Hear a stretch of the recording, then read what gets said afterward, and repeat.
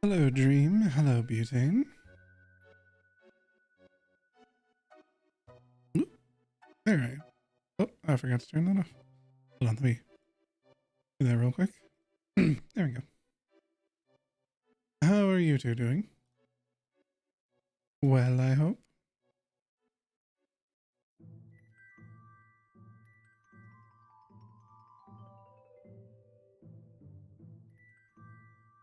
Enjoying your Saturday, I hope.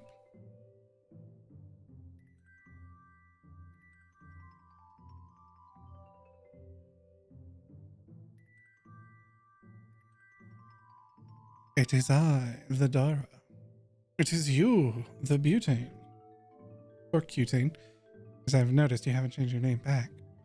So, good, tired and sore, but good. Oh, I'm sorry you're sore, and I'm sorry you're tired, but I'm glad you're good.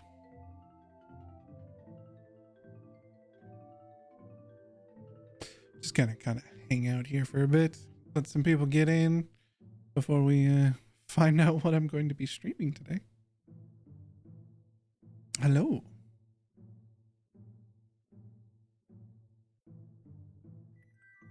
And again, I greatly apologize for the very poor quality stream last night. Hopefully tonight's will be better.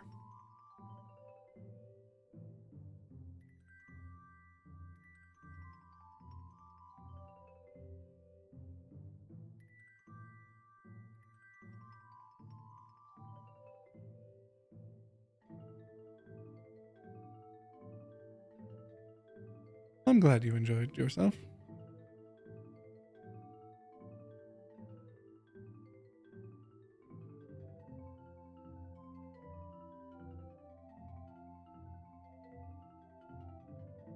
No probs, Bobs.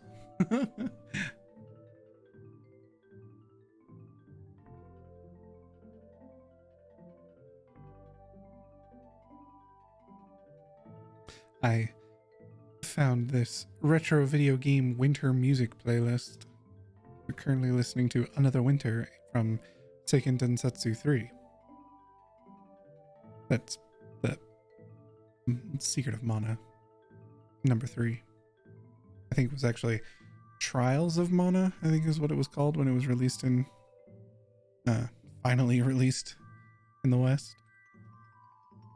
The Seiken Densetsu series is the Mana series in the West. You had Sword of Mana, then it was Secret of Mana, then it was Trials of Mana, and then there was Legends of Mana.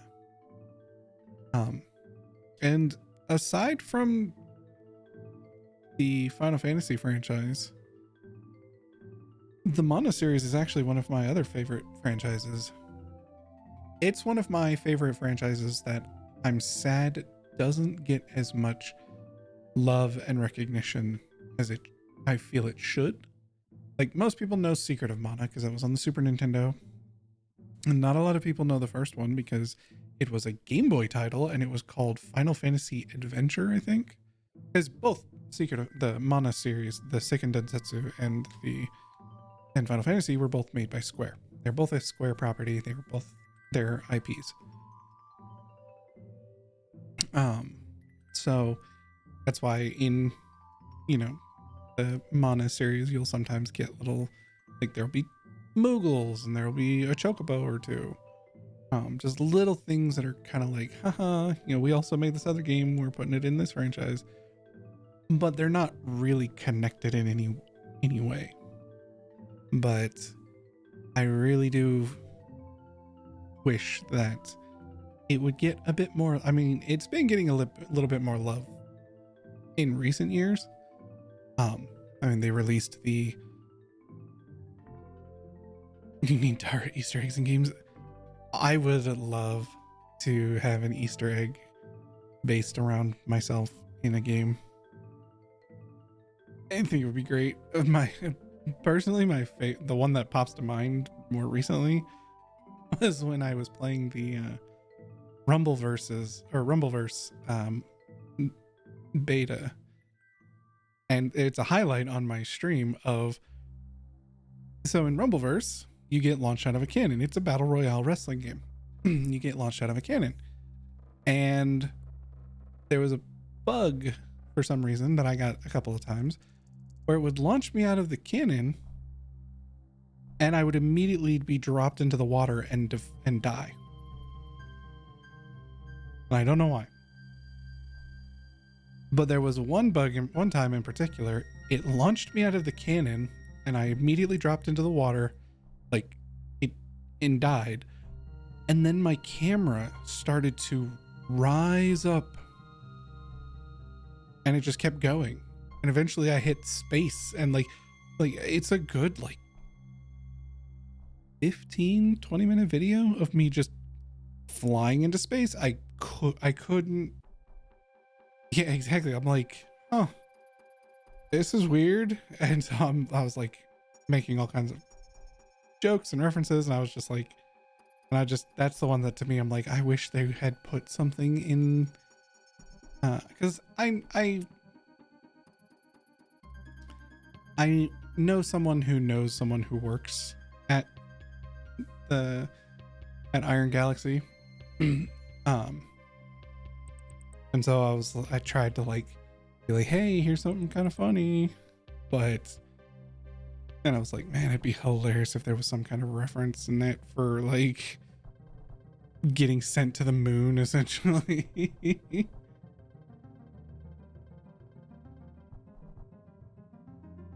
But yeah, I would love for there to be, but the problem is I don't really, there's a lot of Easter eggs that are based on something that someone has done. Welcome to the Daraverse. It tends to be because the person is very active in the community. And while I do try to be somewhat active in some communities, I'm not as well active as, because I mean, I always self-doubt and second guess myself on things. Plus, like with Rumbleverse, I'm sure if I streamed it every day and did nothing but play Rumbleverse, I might, and posted about stuff and communicated with members and, got in touch with community members and, did stuff like that. I probably could, get a bit more for it, but that would also mean that, again, Rumbleverse would be most of my streams, and I like to do variety stuff.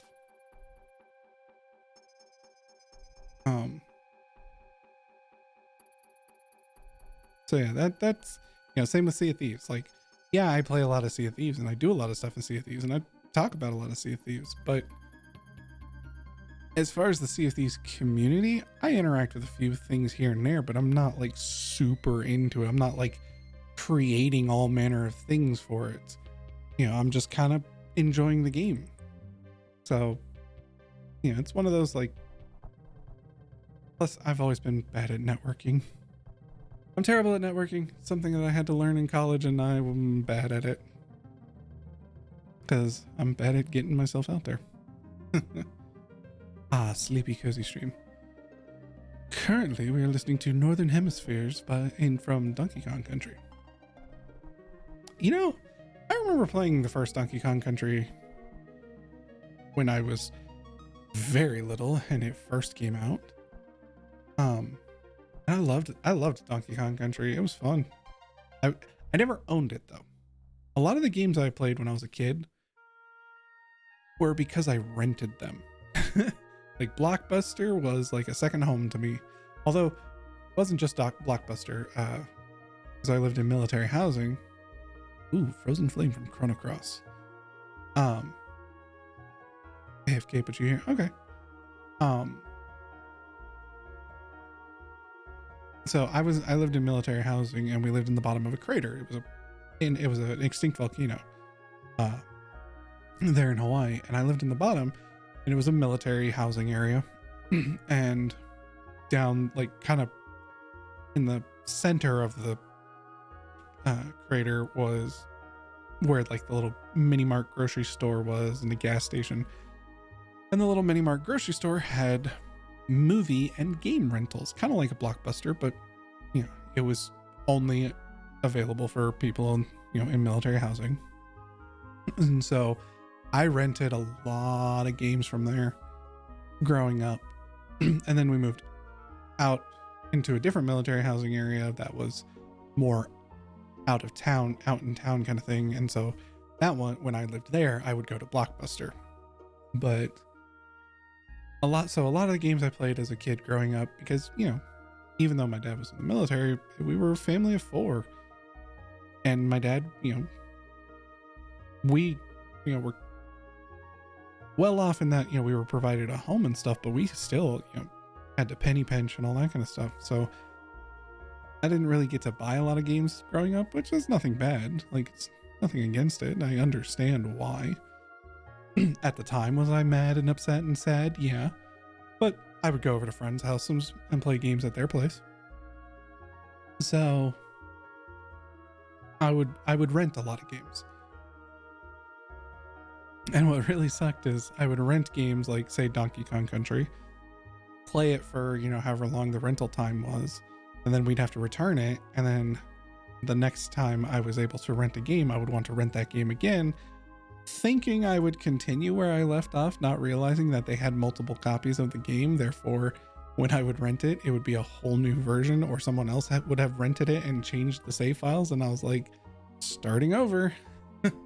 So I got really good at trying to get through games as quickly as possible. And then I would save up my money, because I got an allowance. It was like $20 a month, I think. Rental games were an experience. Oh yeah, I do miss the whole rental game experience. But I would get like $20 a month, I think, or every 2 weeks or something. Basically, when my dad got a paycheck, I would get like $20 in my bank account, and I would save up my monies and buy one game. And so I would, oh, I fucking love this song. This is, yes, A Wish from Secret of Mana. This brings back so many memories. So Secret of Mana was the first Mana game I ever played. And my friend, well, one of my neighbor friends, when I was a kid, had it. And I would play it every time I went over to his place. I just wanted to play that. Because I couldn't get, I never got very far because my friend would, be a dick and, be like, oh, I want to play, or, let's play something else, or, or just erase my save file, even though it had like, 6 save slots or some shit. So I just wanted to play it. I always wanted to play it, and I wanted to have it. And my mom looked everywhere for it, and she could never find the game. It was that and Earthbound. My friend also had Earthbound, and I wanted Earthbound so bad. And she could never find them. And so it was a game like I would rent Secret of Mana and I would play it, get as far as I could, and then we'd have to return it. We'd rent it. It got to the point where my mom even talked to the store clerk and was like, how much do I have to give you for you to give us this game? And they were like, we cannot sell it to you. Let's listen to it again, because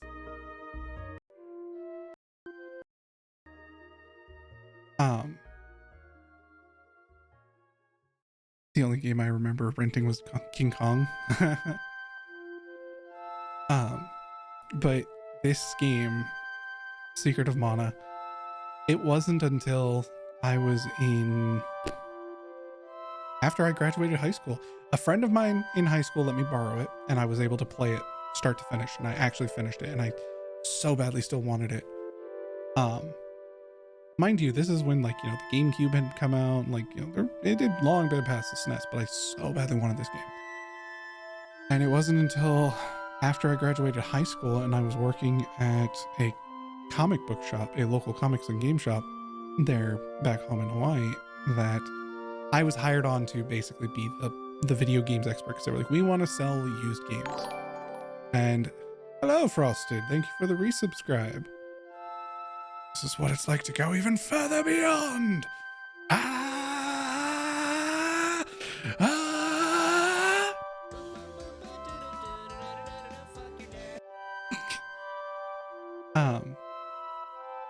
But somebody came in when I was working at the comic book and game shop, and I was the buyer, and they were like, yeah, I'm just wanting to get rid of all these old ass games because GameStop won't take them, all this kind of stuff. And I was like, okay. And I was going through them, and they had Secret of Mana, and I was like,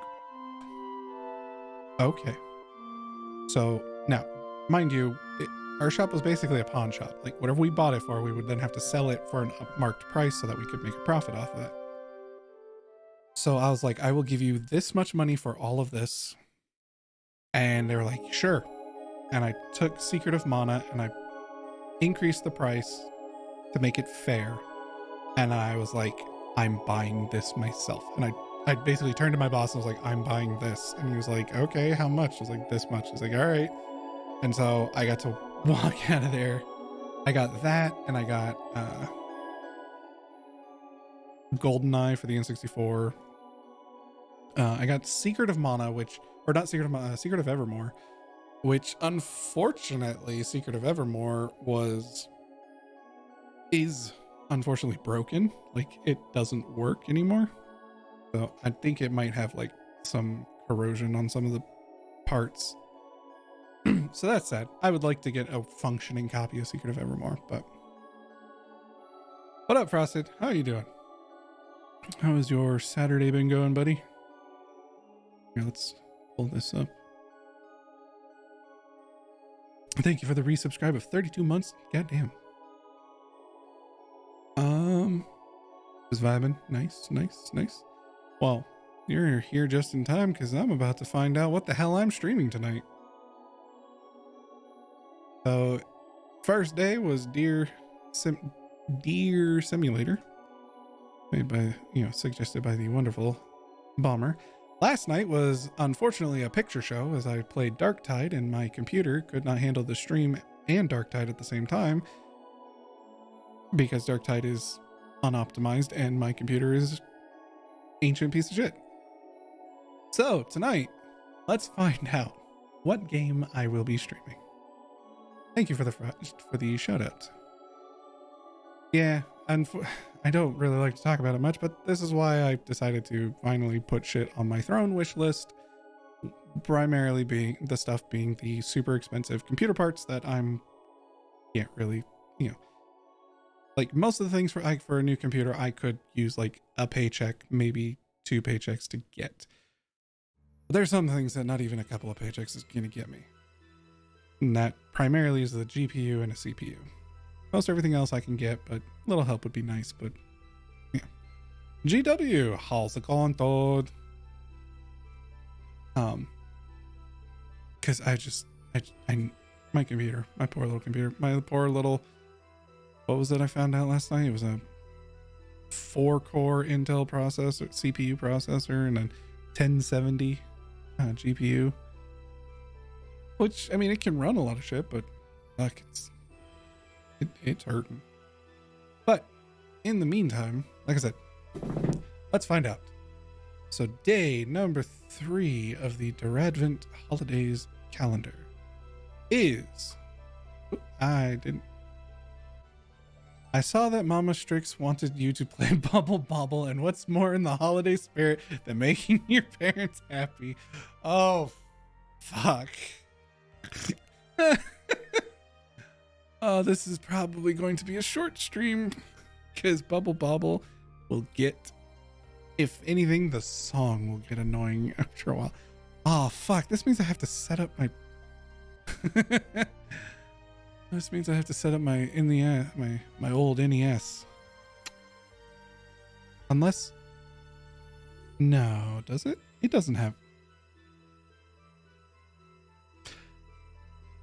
I'm gonna be right back. I'm gonna go check something. Plus, I have to go grab everything anyway.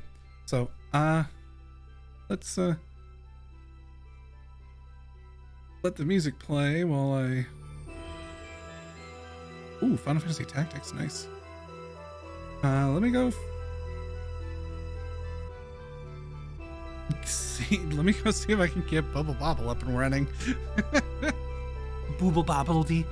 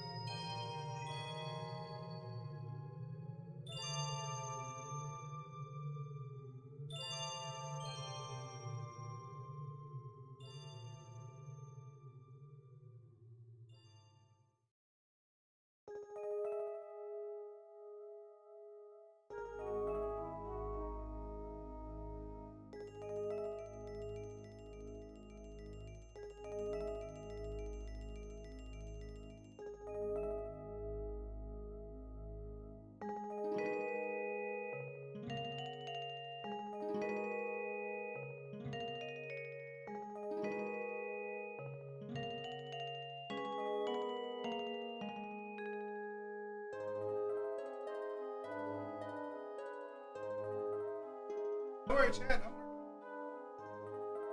getting everything set up. Don't worry.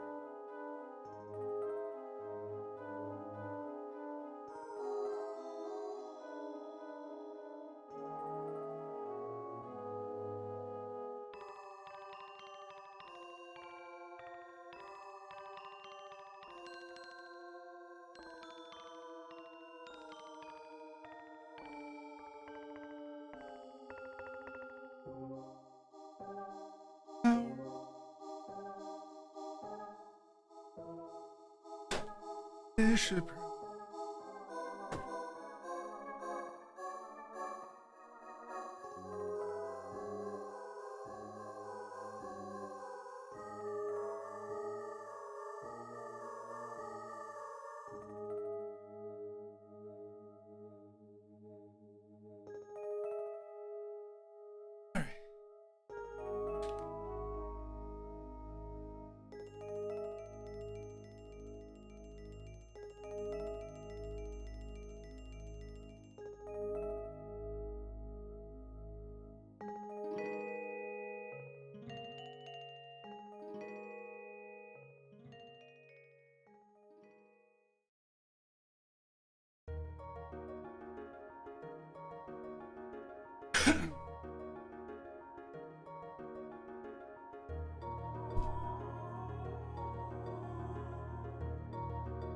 Alright.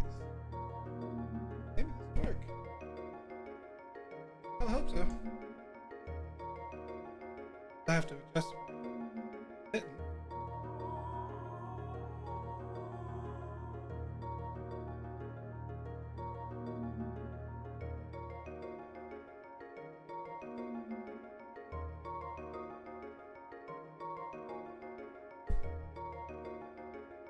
Oh yeah, I also need to change what game I'm playing.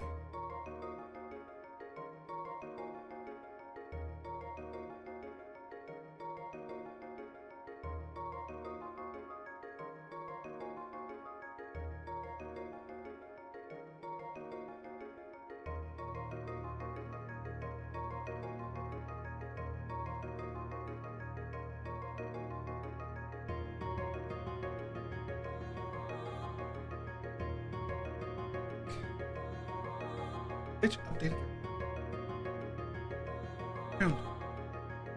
Alright.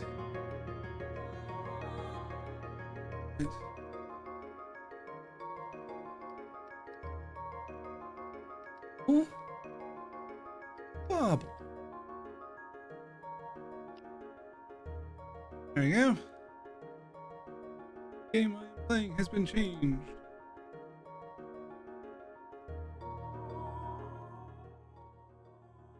I'm gonna reduce that while I... Okay.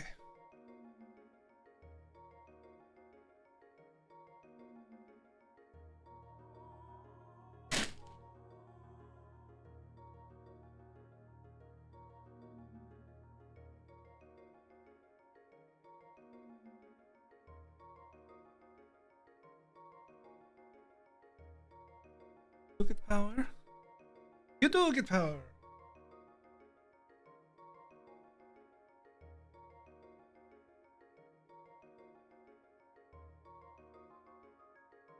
Okay. Now that. Oh.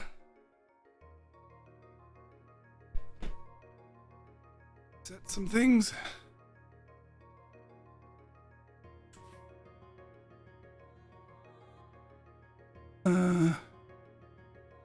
Bring you up.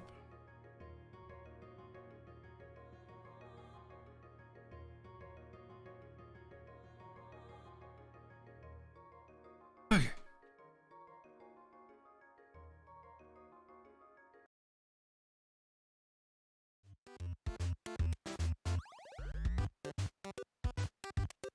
So.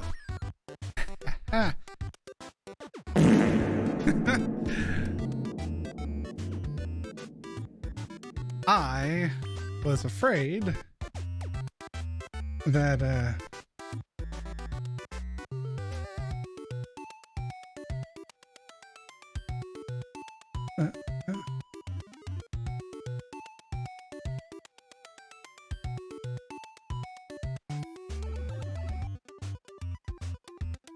there we go. It's much louder for me. So, now it's not to say that I can't, because I do have means to look up an old NES, but I was like, let me double check and see if the NES Mini has Bubble Bobble on it. It does. So this was a lot simpler to set up. Because I just had to plug it into a USB to get power, and then plug it into HDMI, and ta-da, we are golden. I love this little machine. I have this one, and I have the Super Nintendo one as well. So yeah, I have Zelda, Link, Balloon Fight, Bubble Bobble, Castlevania, Castlevania 2, Simon's Quest, Donkey Kong Jr., Double Dragon 2, Dr. Mario, Excitebike, the original Final Fantasy, Galaga, Ghosts and Goblins, Gradius, Ice Climbers, Kid Icarus, Kirby's Adventure, the original Mario Brothers, Mega Man 2, Metroid, Ninja Gaiden, Pac-Man, Punch-Out, Star Tropics, Super C, Mario Brothers, Super Mario Brothers, Super Mario Brothers 2, Super Mario Brothers 3, and Tecmo Bowl.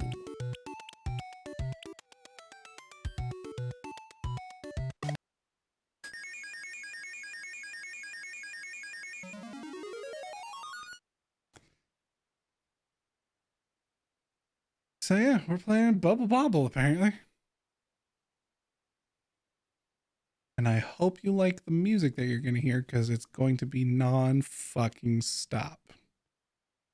Tonight we dine on bubbles. I don't even remember how to play this game. Now it is the beginning of a fantastic story. Let us make a journey to the Cave of Monsters. Good.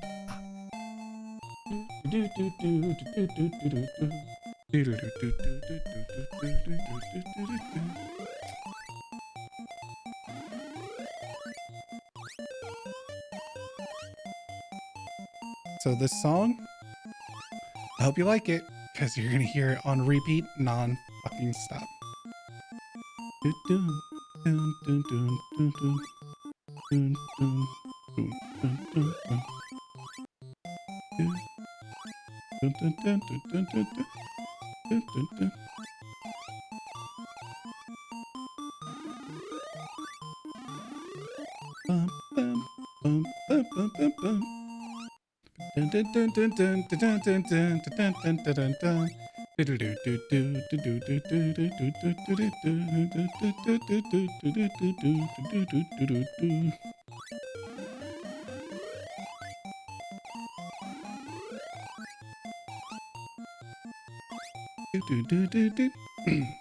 So yeah, this is Bubble Bobble, and this is another one of those games that when I was very little, one of my friends growing up had the game. And all right, enjoy the lurk. One of my friends had the game, and when I was a little kid, talked about this game non-stop. I would go over to his house and we would play it, and you know, I talked to my parents at dinner time, you know, about the games, and like, Beeb password Beeb. Yeah, that's all this game is, and there's like 100 levels, I think.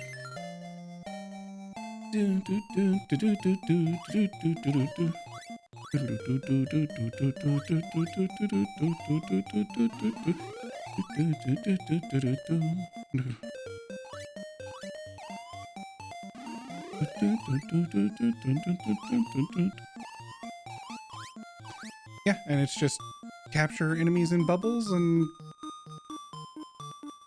pop the bubbles, and they turn into foods that you then collect for points.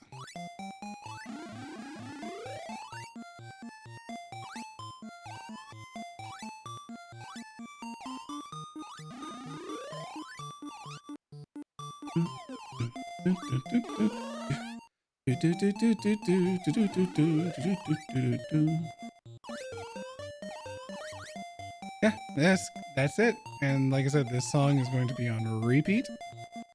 So why Mama Strix suggested it is, like I said, when I was a little kid, I talked about this game all the time, going over to my friend's place and playing it, and you know, trying to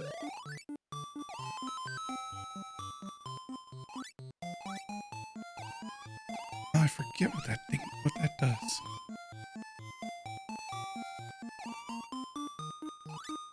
Come on.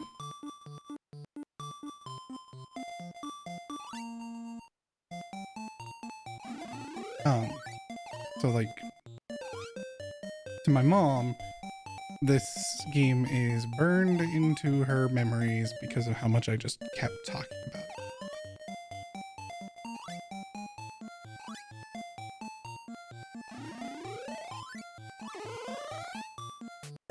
Beep.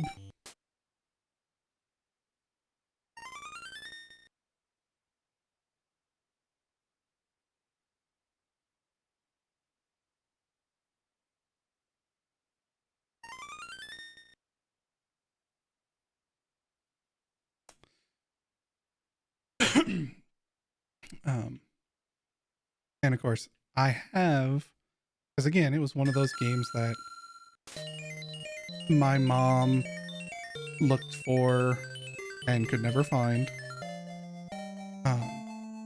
Hey, I input the fucking thing. Why didn't it take it?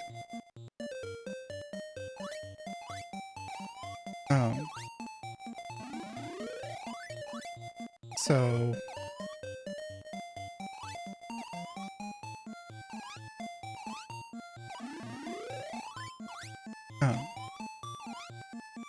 you know, and I had wanted it as a kid, and I remember again when I was working at the comic book shop, somebody walked in and they were like, I want to sell, these games. And they didn't have many, but what they did have was a still in the box. It was opened. It had been opened, but it was a still in the box copy with the instruction manual and everything, original cardboard box, game Bubble Bobble. And I immediately was like, I will take this and I will give you this much for it. And then I went and bought it afterwards. So I have a... God damn, I am terrible at this game. I was terrible at it when I was a kid too, but still.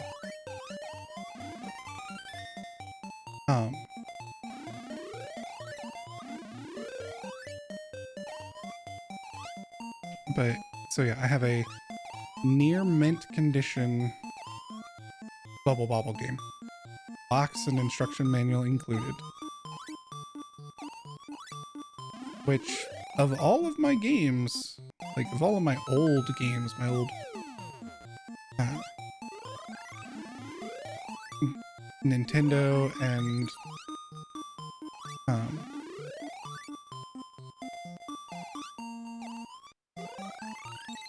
of all my old Nintendo and Super Nintendo games and N64 games, I don't really have anything that still has its box. Like,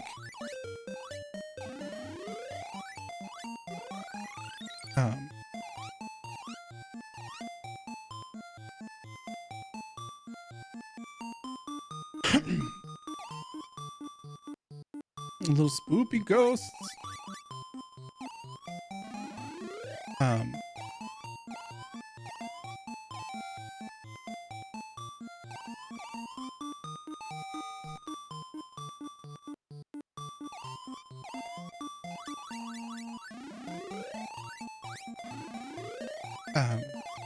So yeah, like that one, so that's why I put it on my list, because I was like, oh yeah, I have this, but then I was like, do I want to set up my old NES? But fortunately, I have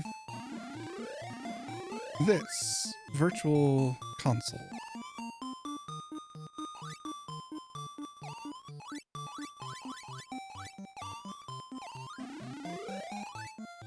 Bum bum bum bum bum bum bum bum bum bum bum bum.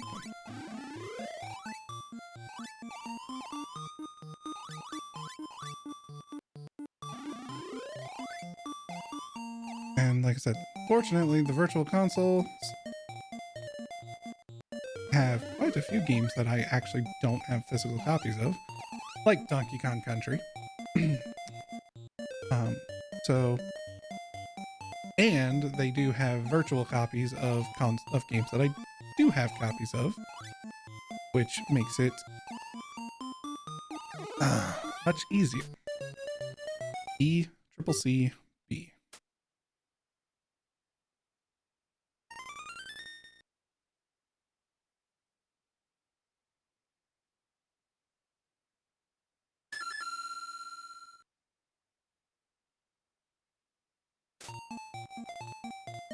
That's what you have to do. Okay.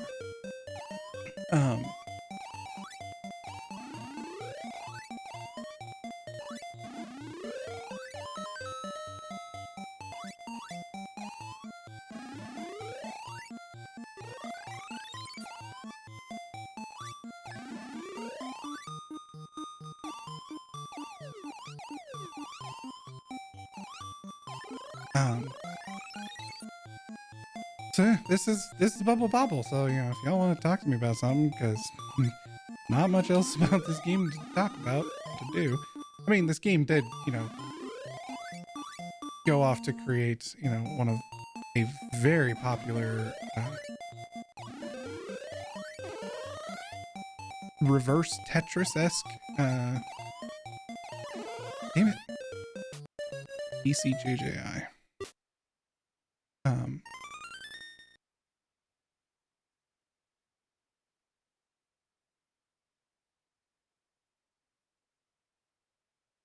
like a little reverse Tetris puzzle game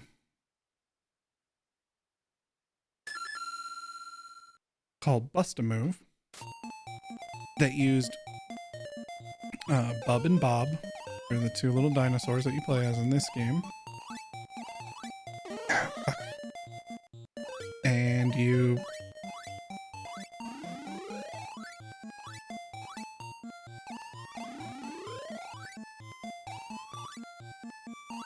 basically, which I played the crap out of Bust-A-Move whenever I... God damn it.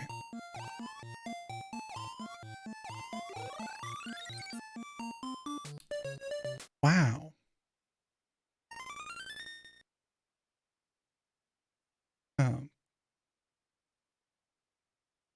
The Bust-A-Move, basically you had the different color bubbles and you had to launch them and they would like ricochet off of the walls and then stick to other bubbles, and it had to connect like at least... Oh, you little bitch. You had to connect at least I think like 4 of the same color in order to get them to pop. And you could do like, you know, big combo pops, all kinds of cool stuff. And like that's a fun franchise and really cool. And it's, if you ever see it or pick it up or, you know, see somewhere where you can play Bust-A-Move, I would recommend it. It's fun. It looks like Mario meets Pac-Man, but with his baby dinos. Kind of.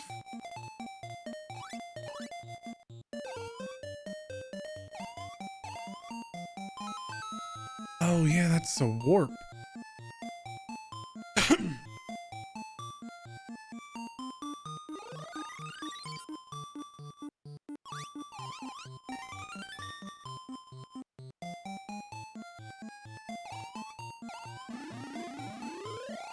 You little bitch.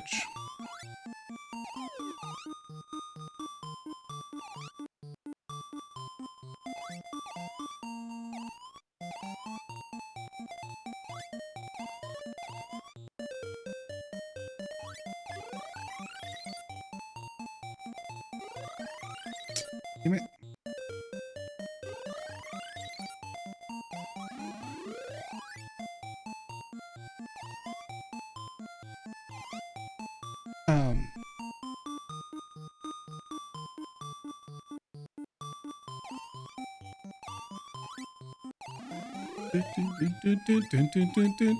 Like I said, this is the only music you're going to hear for this entire game.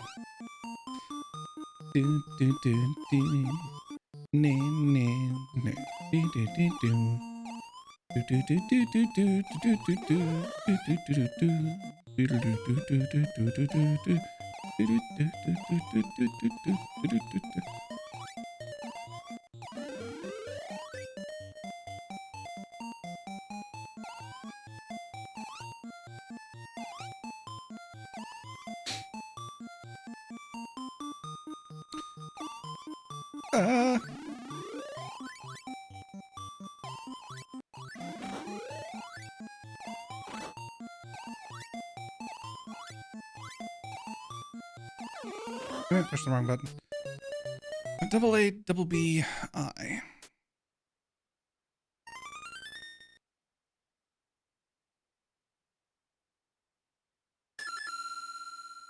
Round 17.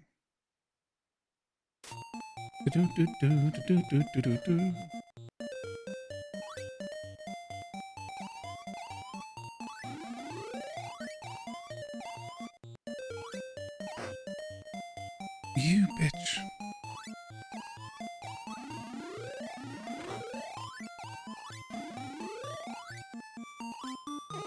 Fuck.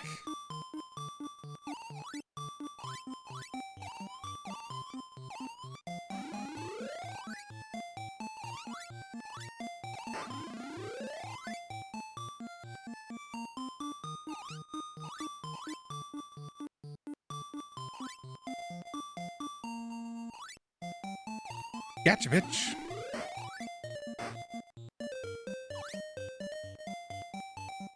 I don't even know what these lightning bolts do. I don't remember.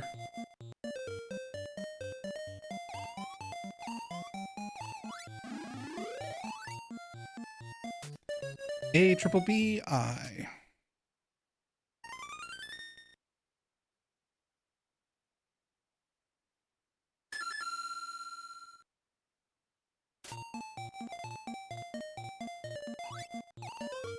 Oh, that's the other funny thing.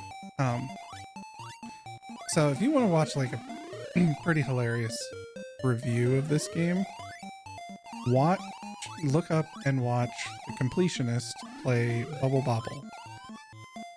And my God, it's hilarious, especially because you find out something that I didn't know. First of all, there's 100 floors, or 99 floors. And the reason Bub and Bob are going through all of this is because they are trying to save their girlfriends, I think? Yeah. And... damn it.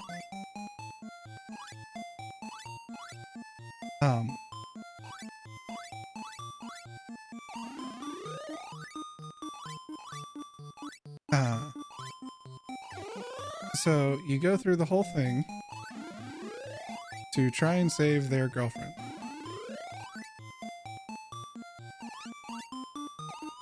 You get through the 99 levels only to find out that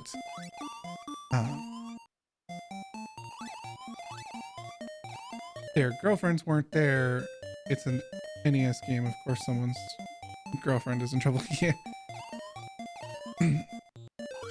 Ah, fuck. A FB.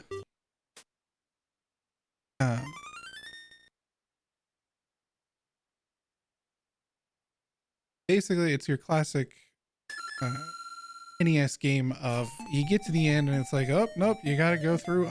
Well, it's like, hey, you found your girlfriends. However, you couldn't break the curse. And you're like, the fuck? What curse? Turns out, Bub and Bob are not actually dinosaurs. They're humans who got cursed to be these dinosaur monster things. And so you have to play through it again on a harder difficulty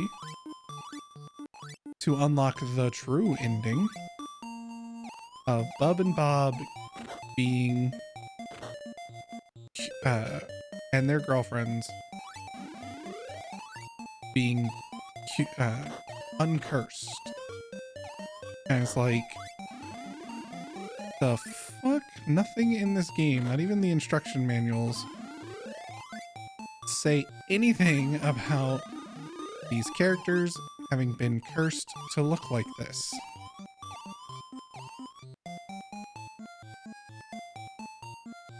Bum bum bum bum bum bum bum bum bum bum bum. Dun dun dun dun dun.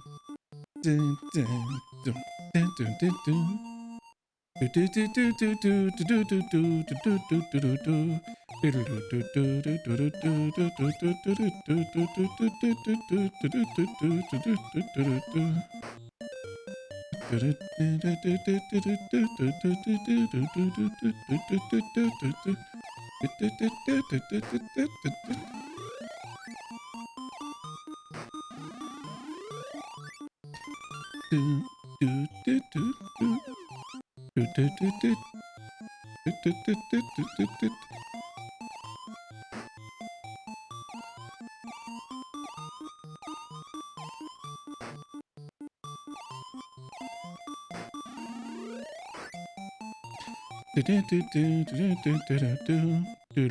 do. I'd stay a dinosaur. Yeah, especially a dinosaur that can blow bubbles. Well, it's a dinosaur.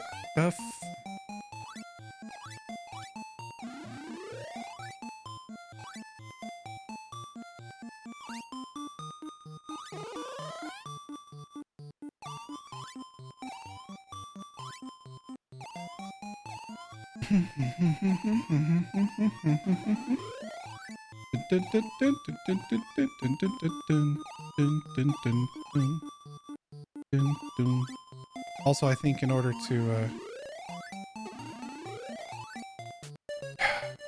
AIFFG. Madre de Dios. Oh, Sinisu, you bitch.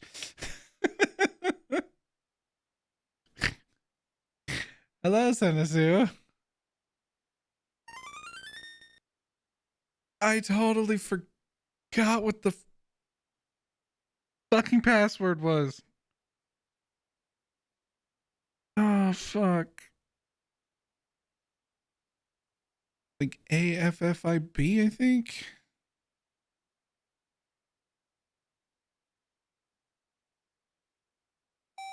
No. No, Sinisu, you made me forget what the password was. Shit. It was just before the screen, yes.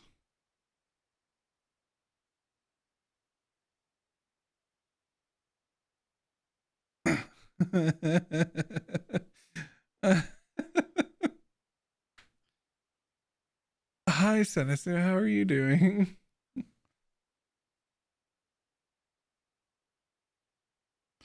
Hold on.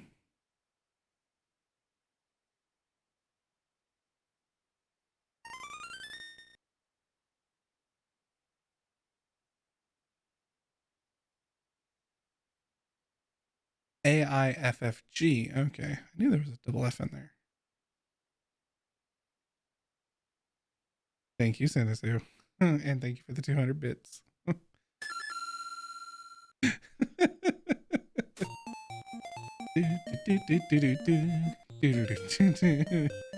How are you doing, Sinisu? How was your Saturday?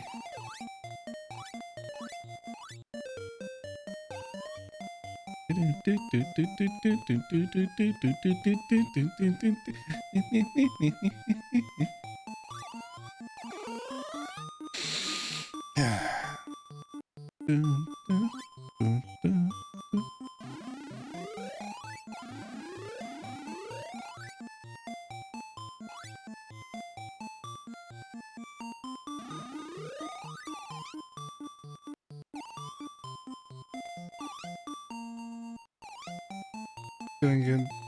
Been a busy but fun day. I'm doing pretty okay. Just kind of relaxing. My today's advent calendar, as you can clearly see, is Bubble Bobble, because my mom had mentioned, or Mama Strix had mentioned it. And so Bomber was like, because Mama Strix mentioned it, you're going to play Bubble Bobble because you know, why not do something to make your parents happy? I was like, thanks.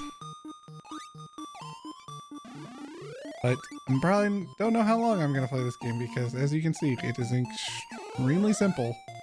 And this song is going to get on our nerves quite soon.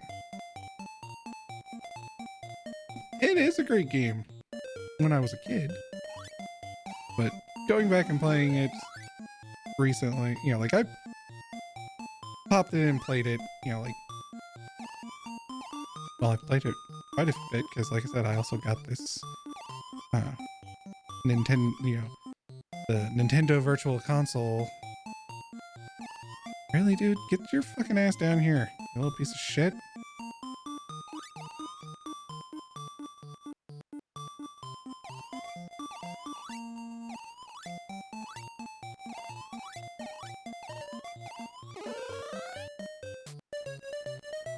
ACCCB.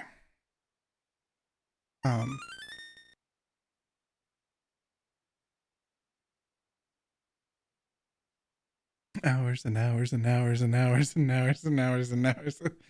We're talking about, I can listen to this for hours.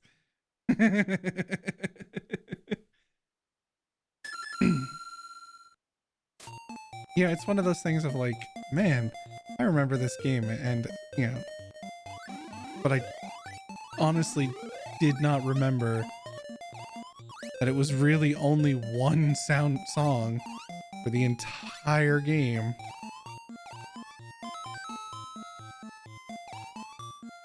And boy, it's just like when I was a kid, my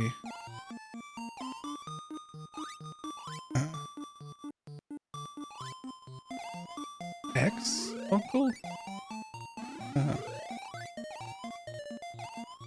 he had a Sega Genesis, and I would go over and play a game called Crew Ball, which was a pinball game that was based around Motley Crue, and it had Motley Crue music.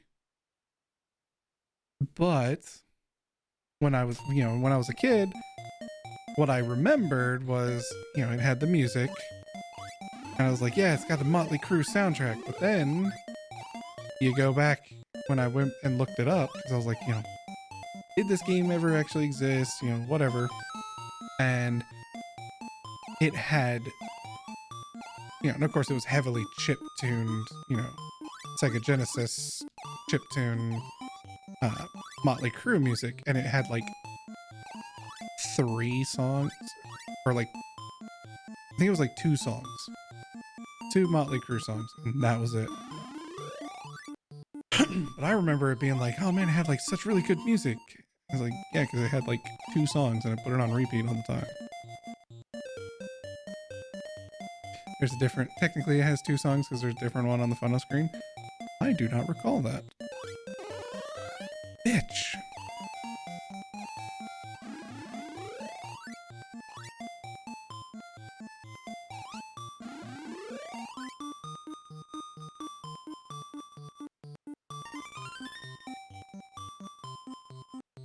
Popcorn.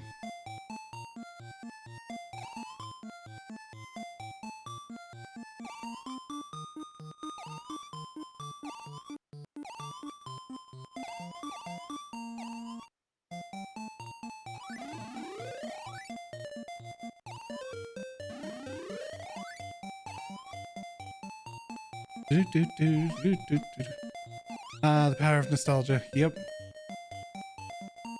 It was the same with like Crazy Taxi. Crazy Taxi had like, what? I think it had like 3 Offspring songs, and that was it. But everybody always remember, like most people remember it as like, oh man, it had the whole soundtrack was done by the Offsprings, and it's like, yeah, it had like 3 songs. Yeah, yeah, yeah, yeah, yeah.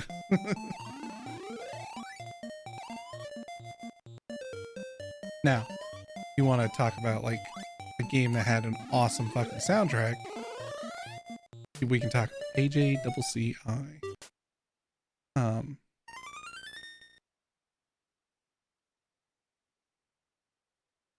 Fucking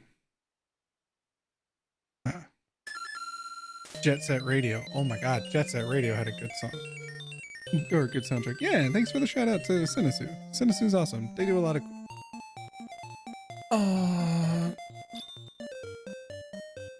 What? How did I get 2 players? No, I didn't want to.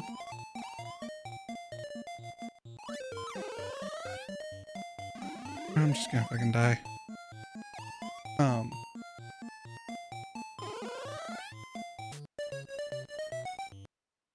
I don't know.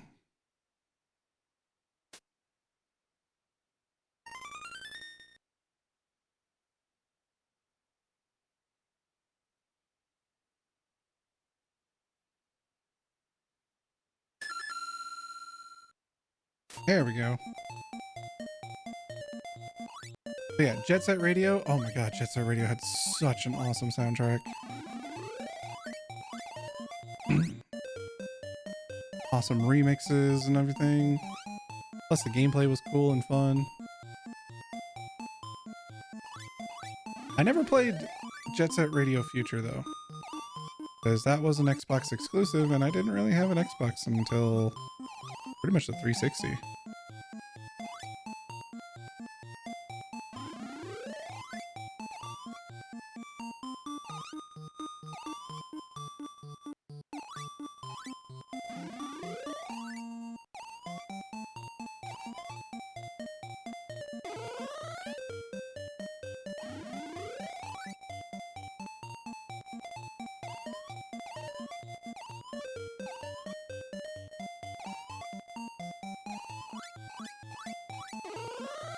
You bitch.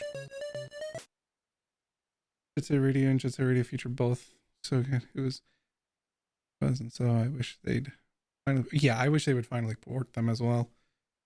In the preview trailers of Bomb Rush Cyberpunk, I have, and it looks awesome.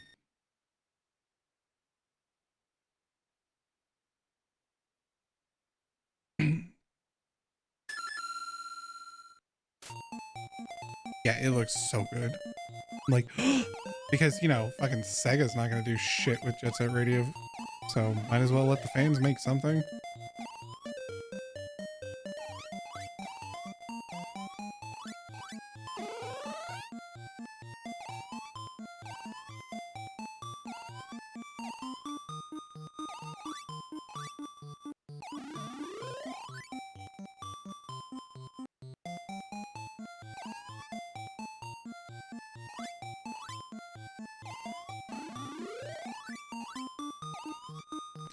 Because, like, don't get me wrong, I am all for, you know,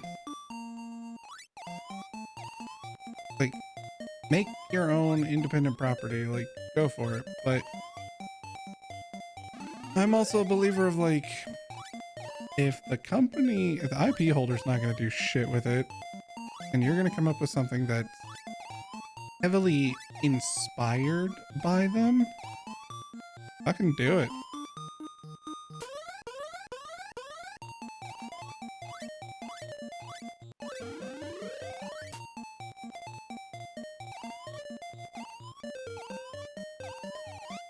I am all for it.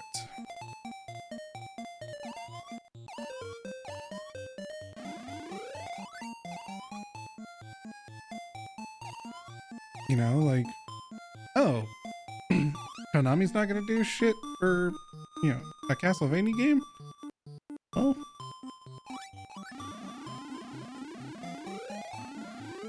Why not just make our own Castlevania inspired game? And guess what? We've gotten quite a few of them, because fucking Konami ain't gonna do shit.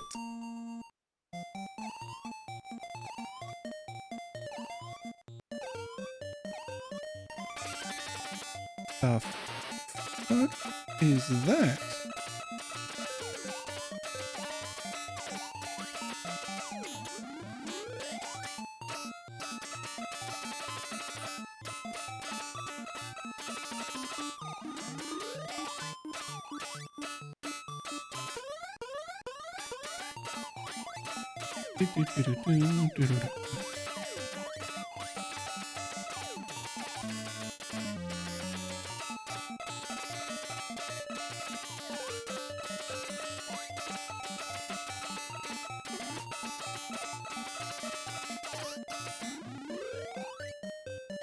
Yeah, it was a noisy little shit.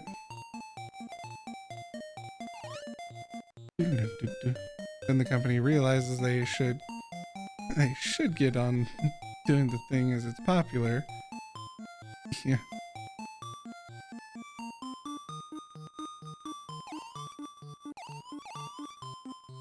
Ah. AG Triple J.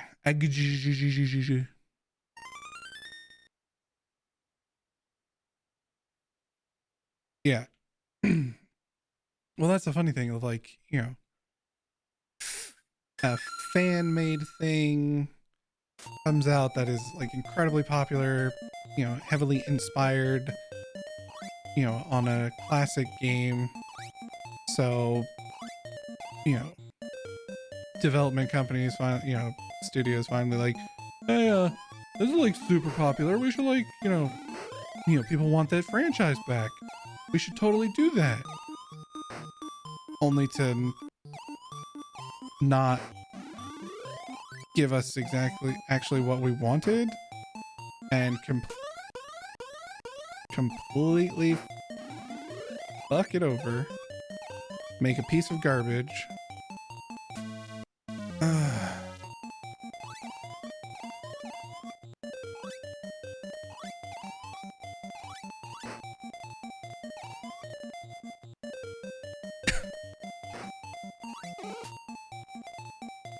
Oh.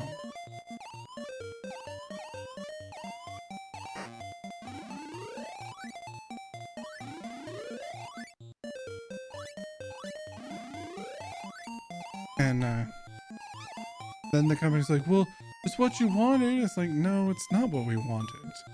Especially because the fan-made one did it better than you guys, because you didn't, you changed too much, or, whatever. You tried to make it something it wasn't. And it's like, it's not what we wanted.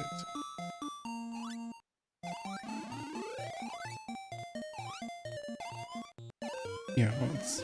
Whoa, hello. Giant diamond, thank you, I guess.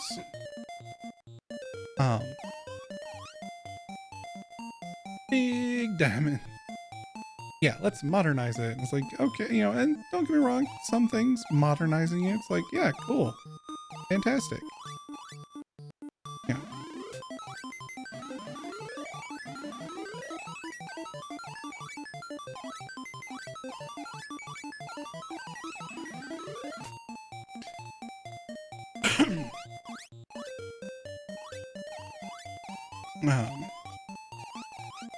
Let's modernize it.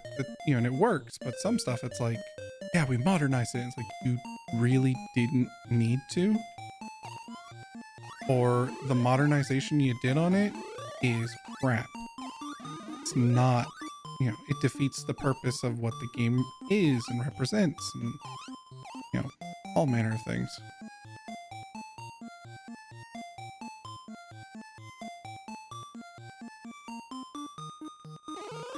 Damn it, wrong button.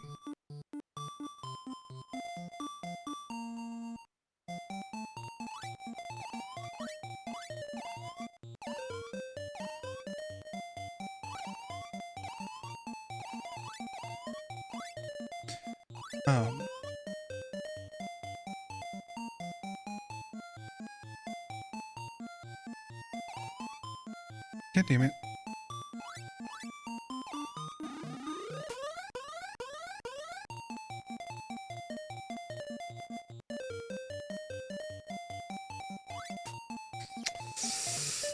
IIFFB.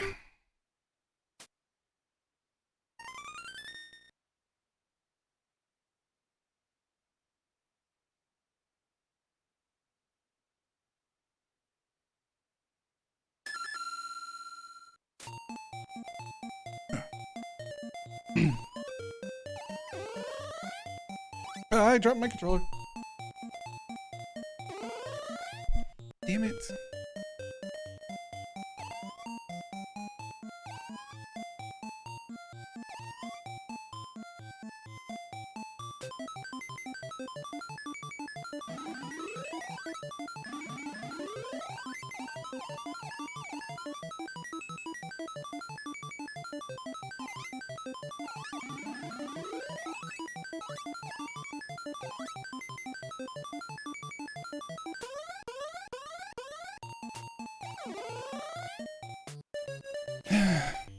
IIFFB. I'm trying to think, like, well, so, like, in all honesty, let's take Legend of Zelda. It was great in 2D. And I do have to agree a lot with what Aaron Hansen said with, the 3D Zeldas. Like, it has a ton of issues. But, I still think, going for, the more, modernizing aesthetic of, making it 3D, going into the 3D realm, I think it did quite well. It does quite well.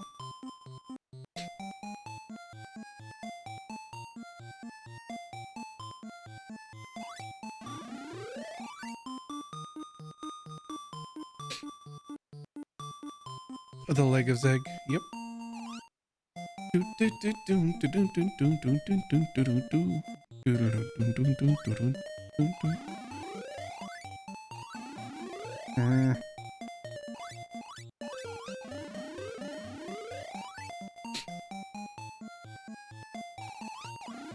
I don't know, like,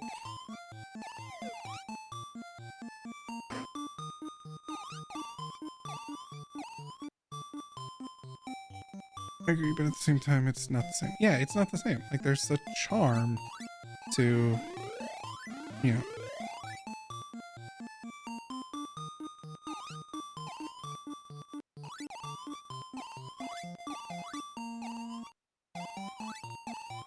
know, like, because, okay, one of my prime examples would be the Final Fantasy series. Don't get me wrong, I love the Final Fantasy series. I love, I think each and every single one has its, interesting and unique takes on things. They're all, you know, you shouldn't compare them to each other because, they are their own unique things and they all bring their own unique things to the table. And I love that. But I will admit, and while I do like a lot of the newer ones, like, I like, even though 15 has a shit tons of flaws, it's still good. Like, I do like the combat and, it's like I like some interesting things about it. 13, I liked 13. But honestly, after 10, I feel like the franchise has really kind of, as far as gameplay wise, has pulled away from what made a Final Fantasy game a Final Fantasy game. The turn-based action, the turn-based part of the RPG. And, they've made it more action-oriented. Like, I like 7 Remake. I love 7 Remake's combat system. But I still want that classic Final turn-based RPG gameplay. Now, Bravely Default, I've heard, is, fuck. How am I IAAJ. Bravely Default, had,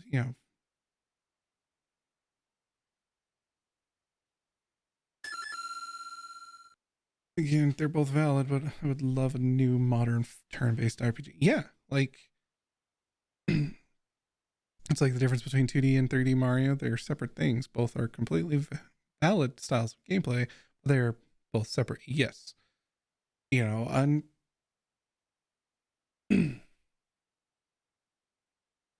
because there was something magical about, well, first of all, the old pixel sprite Final Fantasy games, 1 through 6. Like, you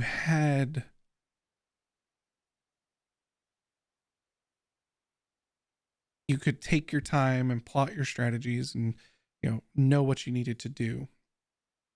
And then with 7, 8, 9, and 10, you had the spectacle and the wonder of, here is this awesome animation for a summon. Here is this awesome animation for a limit break. Here's this awesome thing, like, really shows a cinematic aspect, but it still kept it grounded in the, I take my turn, I take my action, I can plot, plan, and do what I needed.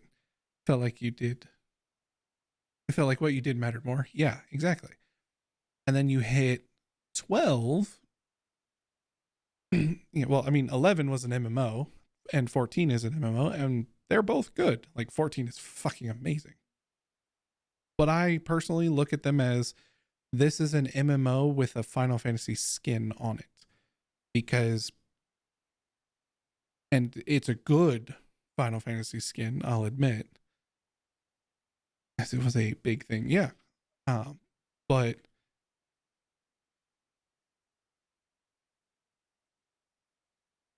12 introduced, basically 12 kind of made it like a single player MMO. Your party members walked around and moved around the battlefield, and you set up, you could command them to do specific actions or set up the gambit system where if if a character, if these certain requirements are met, do this specific action. And you could literally set it up to where once you got into an engagement, everybody did everything automatically, from attacking enemies, using certain abilities, and using healing characters at certain points. You could literally set it up that way. Not gonna lie, like it was like the story was interesting. Not my favorite, but it was interesting. It was unique, and the gameplay was cool, but it just didn't really feel like the Final Fantasy, like a 3D next gen Final Fantasy game that I wanted. Final Fantasy X felt like that. It's just not the same. Exactly. Um, then 13 came along, and again, I enjoyed 13. I thought it was better than most people give it credit for. But to me, 13 was more like Persona in that, hey, control the party leader, and the other two team members will do their own things based on whatever class you set them as. And then, but if the party leader dies, it's game over. If any of the other two party members die, you can bring them back, you can res them, whatever. But if the party leader dies, it's game over. And that is Persona through and through. The one thing I absolutely hate about the Persona games. If the party leader dies, the whole game is over. Doesn't matter if your other party members are up. And in, I think it was in Persona 3 onward, they let you control your entire, no, it was the portable version of Persona 3. The original Persona 3, you could not control your party members. They did their own shit. But even with you being able to gain control of your party members, if you the protagonist, the party leader, the protagonist of the game die, game's over. No matter what. Which is why they push the whole, social link system, because if you got your party members' social links high enough, then they would get a point where it would be like, this character will now take a mortal blow for you. Meaning, if you would take a hit that would kill you, your team member will jump in front of it and take that damage instead, keeping you alive. Just let my other team members fucking use a resurrection spell or whatever on me.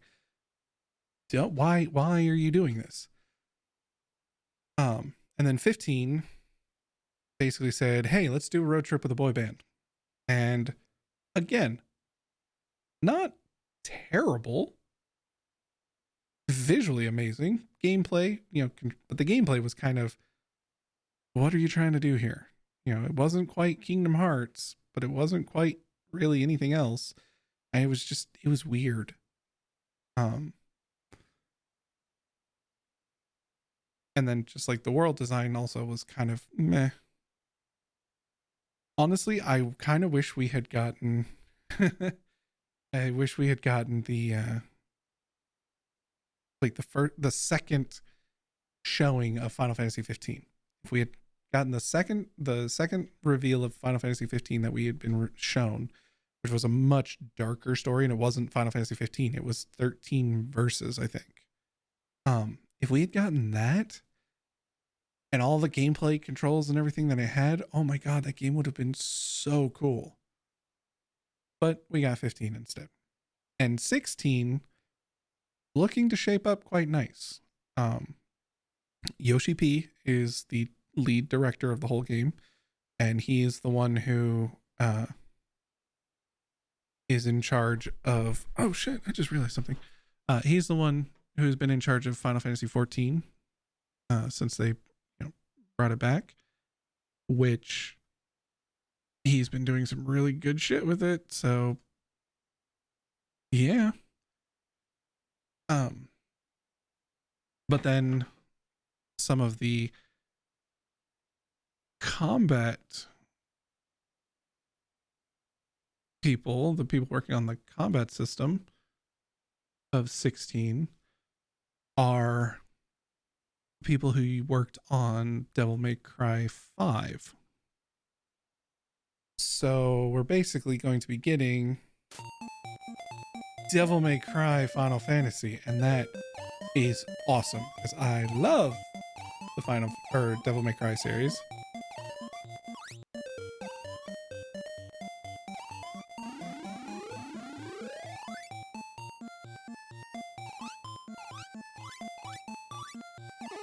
Shit. EMC with the Final Fantasy skin, I'm okay with this. Yeah. But again, it's kind of not the same as Final Fantasy, if I'm honest. Like, in my personal opinion, I honestly think that Final Fantasy X was the game that truly represented how the modern 3D Final Fantasy game on newer consoles, the classic system, the classic classic turn-based system and characters and everything, with the cinematic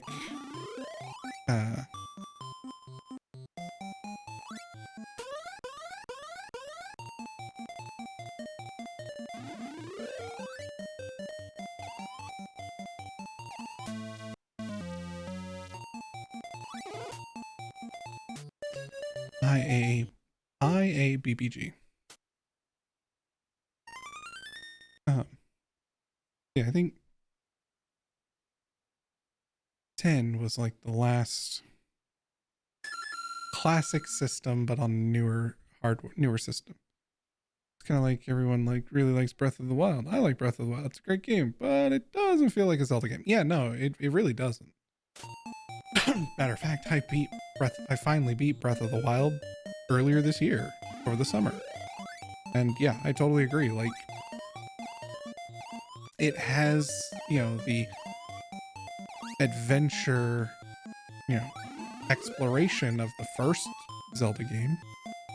Like, the very first one was very much oh, hey, go and explore.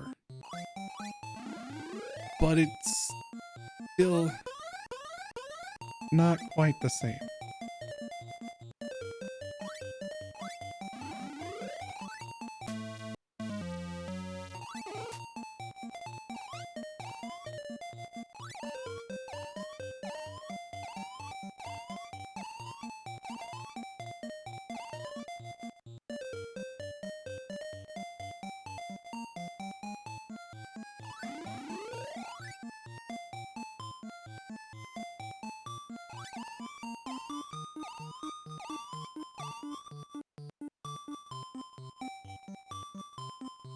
I think another good example would be Sonic. 2D Sonic, 3D Sonic are two separate things entirely. When they tried to put 2D Sonic into the 3D engine, just doesn't work as well as all. Yeah, you're right. Like, because, the original 2D Sonic games had this because of the one, limitations, but also the way that the game was designed, you know, the two-dimensional playing field, you're able to give that sense of speed while still having, you know, varying uh, like varying, you know, like unique and interesting level designs and like all kinds of things. You kind of lose that in the 3D space. It's not so much speed as it is momentum. Yeah, that, I guess that's the word I was more looking for. Momentum. Speed, like you can get speed in the 3D ones. Hell, a lot of the newer 3D ones have a speed meter that you fucking, you know, go and get boosted. You know, like boost meter. You have boost power. But momentum, yeah, and a very unique feel to momentum. Yeah. And you just kind of lose that once you go into 3D. Now, the question becomes this, though, for you, Senesu. How do you think that they could capture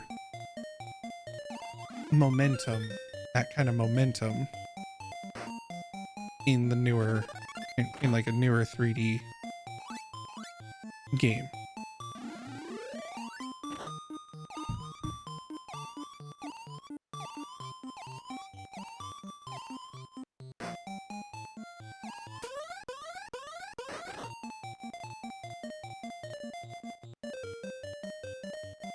Because that's my biggest problem is I can't think of ways to essentially capture that. Now, what was it? Octopath Traveler, I think, was a game that Square put out that was very much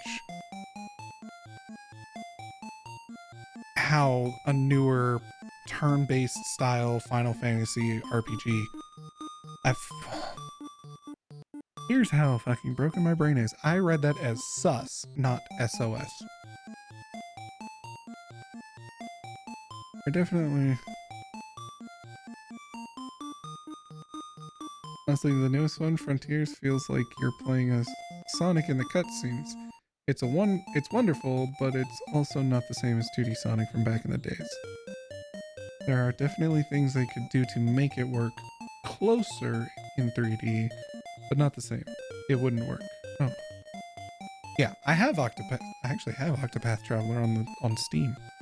But I actually want to do like a series, like I'm thinking all of next year. I won't do every single stream, but most of my streams next year, I'm going to pretty much play through the entire Final Fantasy series. I'm going to start with 1, get through it, go to 2, go to 3, go to 4, 5, 6, 7, 8, 9, 10, 12, 13. I've already done 14, 15, and then do 16. Hello, Kotaku. How are you?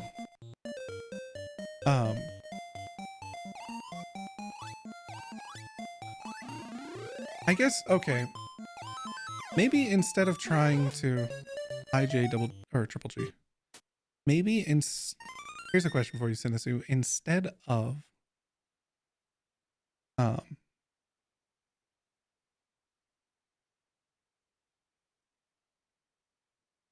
how would you create a new Sonic game?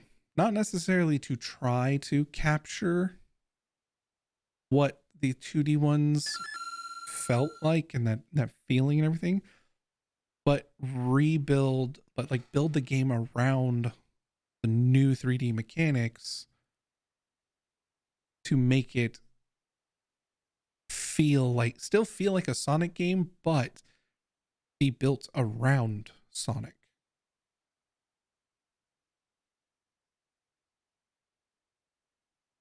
Yeah, am I getting that across correctly? Managed to get it and 2 for the Famicom, boxed in with instructions. Ooh, nice. Modern Sonic. I'm talking modern, like a new 3D Sonic game is coming out. They're maybe not necessarily okay.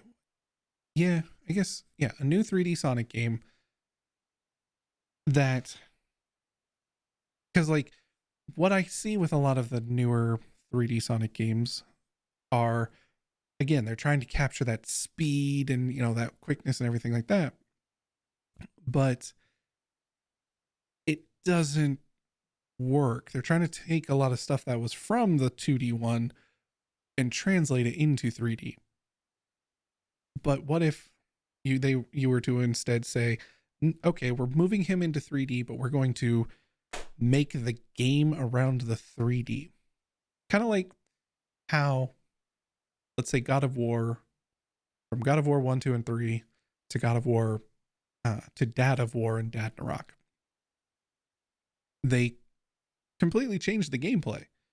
It was no longer a, isometric view hack and slasher. They turned it into more of a combination of Dark Souls and Devil May Cry, of like combat systems. It's not waves of enemies, it's more strategic encounters. Yes, you can still wail on people, but they kind of looked at it and went, okay, he has this new axe. The axe doesn't work in that old frame state, so let's completely rebuild the combat system to accommodate for this new gameplay stuff. I'd honestly say what they've done for now for Frontiers is very, very much what I say would capture Sonic very well. The overworld areas, if not the cyberspace levels. Okay. I haven't seen much of Frontiers because the 2 times that I caught Mega streaming it, the first time he was wrapping up because he started at like midnight his time and went for like 7.5 hours. And I was waking up getting ready for work when I noticed he was still streaming. And then the second time I caught him, he was already almost at the end of the game. And I was like, okay, this is weird.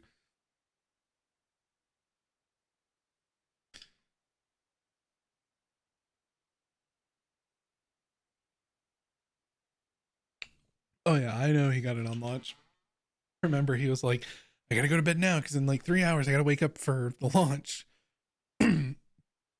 Taking the general basis and then filled it in.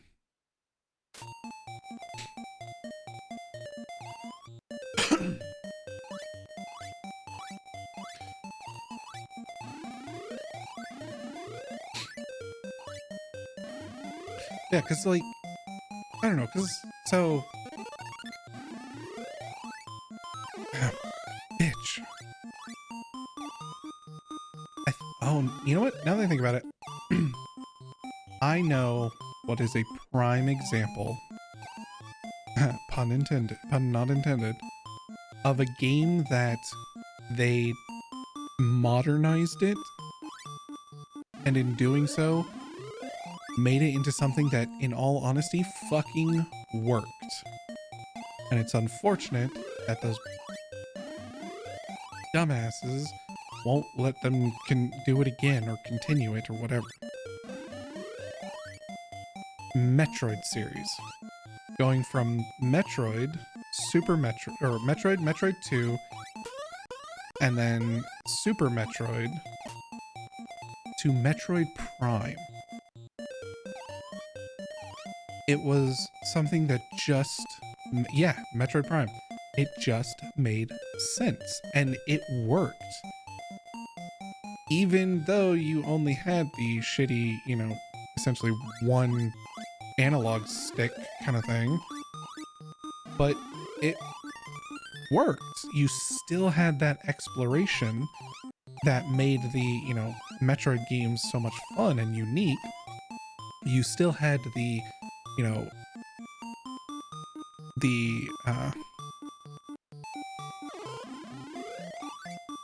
aspect of, oh, you want to progress?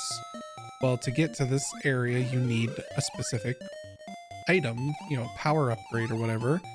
So go and find it, and once you find it, you can then use that power upgrade to get other power upgrades. You know,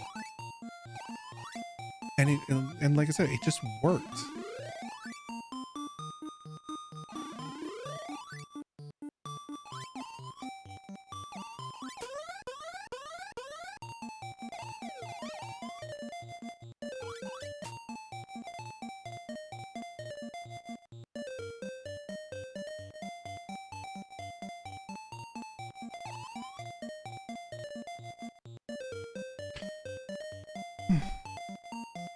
Seems they're going to use it as a basis for future games. Supposedly, I'm a very happy Sonic fan. Nice. It's another Nintendo example where there's two completely different styles for 2D and 3D, but both work so well. Yeah. And in all honesty, I want another Metroid Prime game. And I mean, even fucking Metroid Dread, I played that, and oh my god, it was so good. And because it played like classic, Super Nintendo, Super Nintendo Metroid, or Metroid Fusion.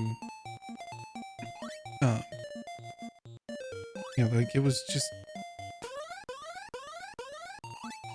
it's so good. And even with new mechanics that they added that like fucking worked with the whole parry system.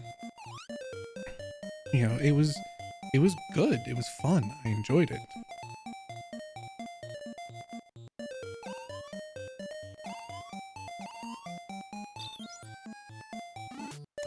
FFIIG. All right.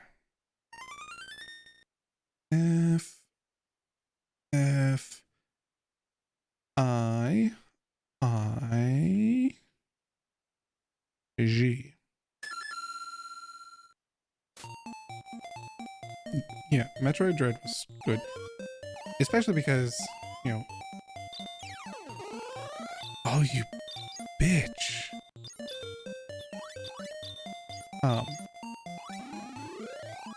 Metroid Dread is a continuation of the Metroid franchise. So it goes Metroid 2, Samus Returns. Oh, bitch. And then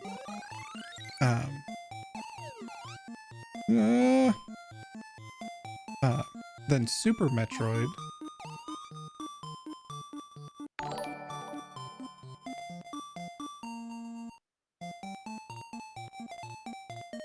Two Nights, thank you for the follow. Welcome to the onsen. I hope you enjoy your stay. Galaxy and Odyssey are still Mario games, but they're the 3D different engine cousin series, kinda. Yeah. Well, I mean, and that's the thing with like Nintendo. Nintendo has always been to their detriment a lot of times. Very much, the idea of like it's a good thing but kind of a bad thing at the same time. Of big this their whole thing has always been, we're not going to put out a new game unless it changes something. They're not going to just put out another version of the same game. They try to expound on it. Zelda 1, top-down adventure game. Zelda 2, side-scrolling adventure game. Link to the Past went back to the classic, Zelda stuff, but it took some of the stuff from Zelda 2 and also had, a bigger world, and you had, story cuts, like essentially story cutscenes, and it had the light world and the dark world. Ocarina of Time was a 3D game. Majora's Mask, same as the, Ocarina of Time. It used a lot of the assets, but the story was it had the time-based system. Wind Waker had, boat swimming, and, use the cell shading, Twilight Princess implemented a lot of the Wii stuff, Wii mechanics. Plus, the story went dark. Had a much darker tone. Super Mario 1, was played that way. Super Mario 2 said, let's make Super Mario 1 but vertical. Had a lot of more verticality to it. Super Mario 3, let's add power-ups, that new and unique power-ups, all kinds of changes and things. So because of that, that was the reason why it took forever to get another Star Fox game. You're not going to get a new F-Zero game. You got F-Zero on the GameCube, and that's the last one you're going to get, because until they can come up with something to truly innovate the game, they're not going to come out with something new. They're not. It's just not how they work. I understand that. You heathen. You left out the Game Boy games. Well, but here's the funny thing about the Game Boy games. The Game Boy games were made by Capcom. It was Nintendo property, but Capcom actually made it. But even those, like, they have something in them that makes them unique. Well, for one thing, Link's Awakening was the first handheld one. Like, let's make a Zelda game on the handheld.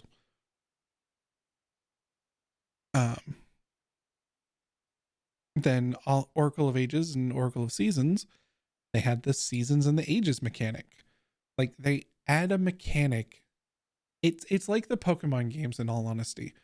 Each new Pokemon game will add one new mechanic, but it will never be touched on ever again. That's the problem with the Pokemon games, in my personal opinion. It's like, cool, let's add, the only mechanics that have really stuck was dual battles, dual Pokemon battles, which even those are still fairly rare nowadays.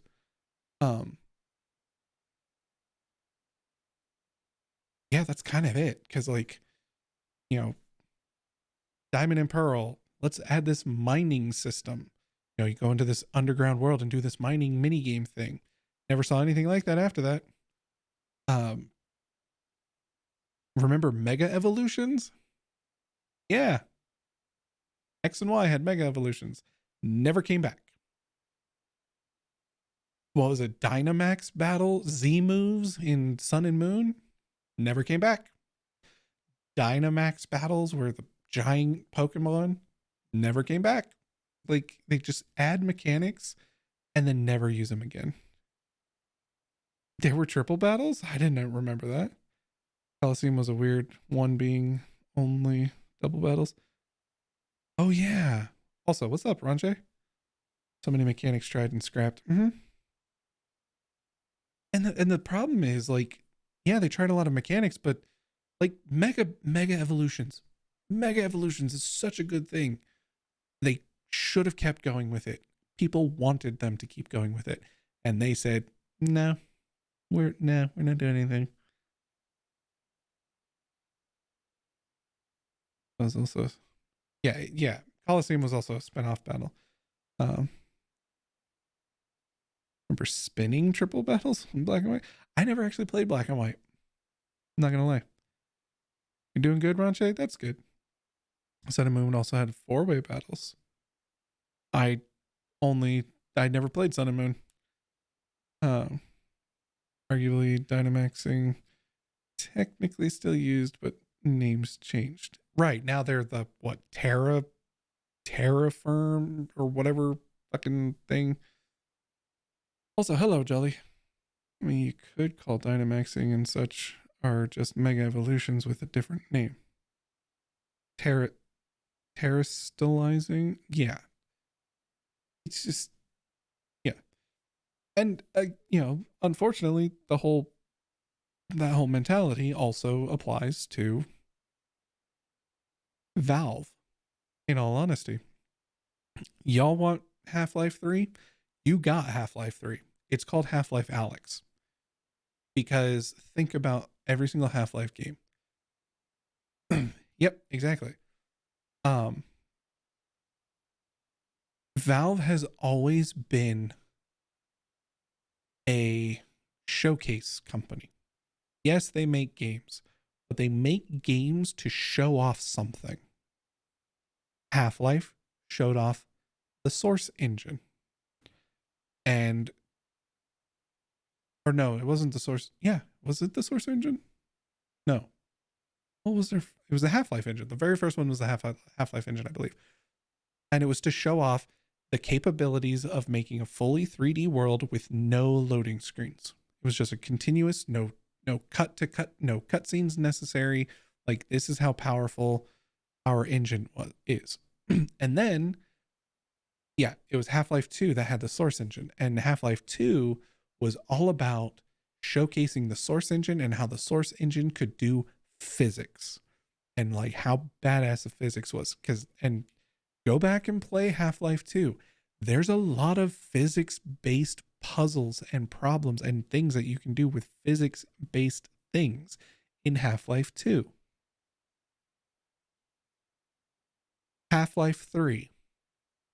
What could they show off? They didn't really have anything because Source Engine kind of did a lot of stuff. But guess what came along? Virtual reality. Hey, that's something we could show off. Well, let's make Half-Life Alyx to show off VR and the capabilities of VR. And therefore, that is why Half-Life 3 is Half-Life Alyx. You're not going to get anything until something else comes along that Valve can go, hey, we made this thing that we can show off to get people to essentially buy it off of us. What up, GW? Then yeah, you're not gonna get Half-Life 3. Or it's not that you're not gonna get it, it's that you already did get it. It's called Half-Life Alyx. Half-Life 4 augmented reality. Right, like there's going to be something. Or, maybe Valve is working on their own fucking ray trace, Source Engine 2.0 or some shit with ray tracing and like true water physics or something, and you're gonna see it all over the place in those games. And until that happens, you're not getting another Half-Life. You got your Half-Life 3 with Half-Life Alyx. And like I said, Nintendo's the same thing. Like, you're not gonna get another you're not going to get a new F-Zero, no matter how much you beg and ask for it, because Nintendo looks at it and goes, it's just a racing game. There's nothing we can do. Like, any kind of, unique racing game mechanics that they want to add or anything, they have a game for that. It's called Mario Kart. And even the Mario Kart series, like,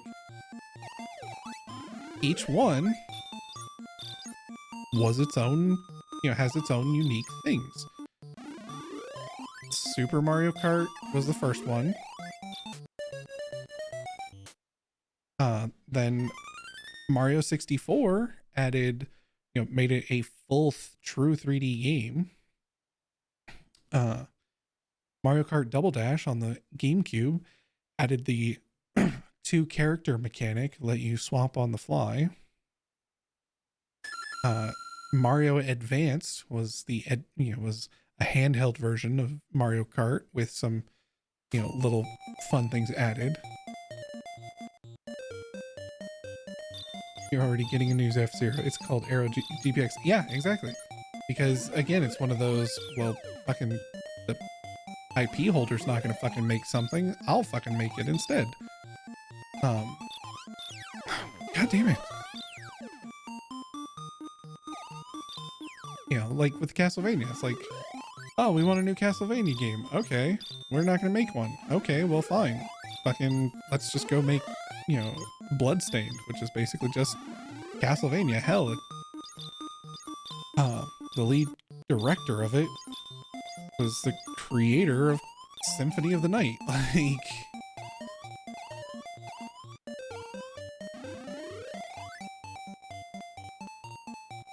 oh god, Half-Life 4 is Sword Art Online. Oh god. Oh god. Oh no. Ew. Do you think a 3D Golden Axe would work, or is that game overdue at this point? They've already made a 3D Golden Axe for the PS2 and the Xbox a long time ago, and it was shit. It was complete and total crap.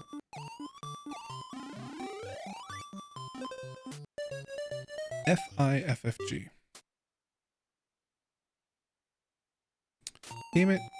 Oh, it auto put the code in. Yes.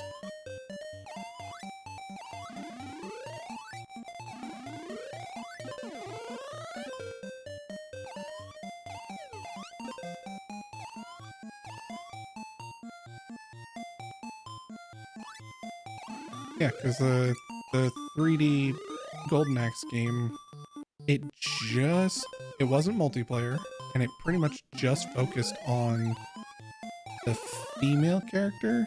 I forget her name. It was, and of course, it was really shitty writing, very misogynistic. It was bad. Plus the gameplay was bland and boring and not fun.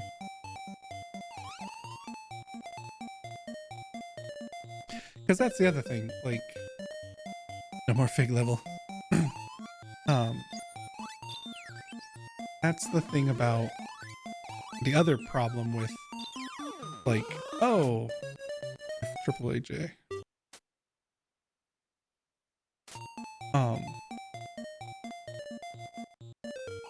Hey, this franchise, let's, bring it back. We the fan base really want you to bring this franchise back because we saw, a game that like would work, it's like, let's say, Golden Axe. In all honesty, either the God of War fighting mechanics, which is kind of like, Dark Souls.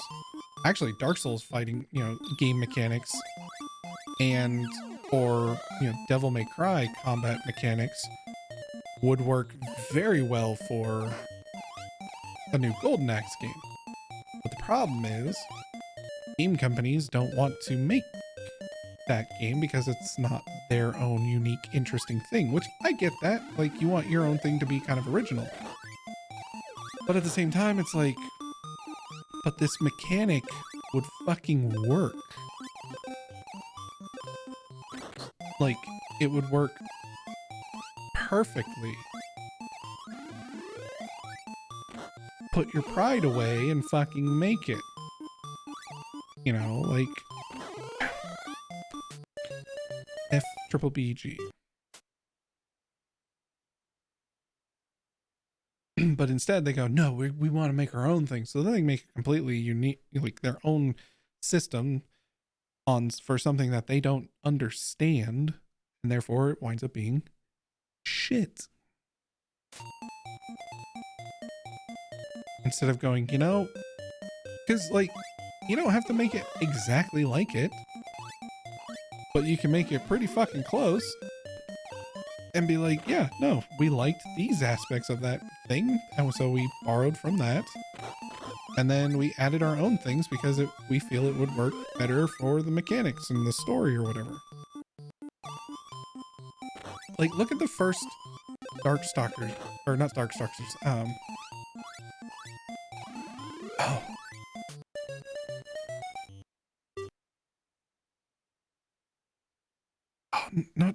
it's not Darkstalkers. I'm blanking on it now. The game where you play as the four horsemen of the apocalypse. And the first one you play as War.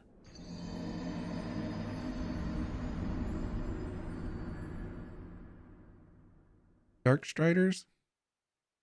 Was it Darkstrider? I think it was Darkstrider.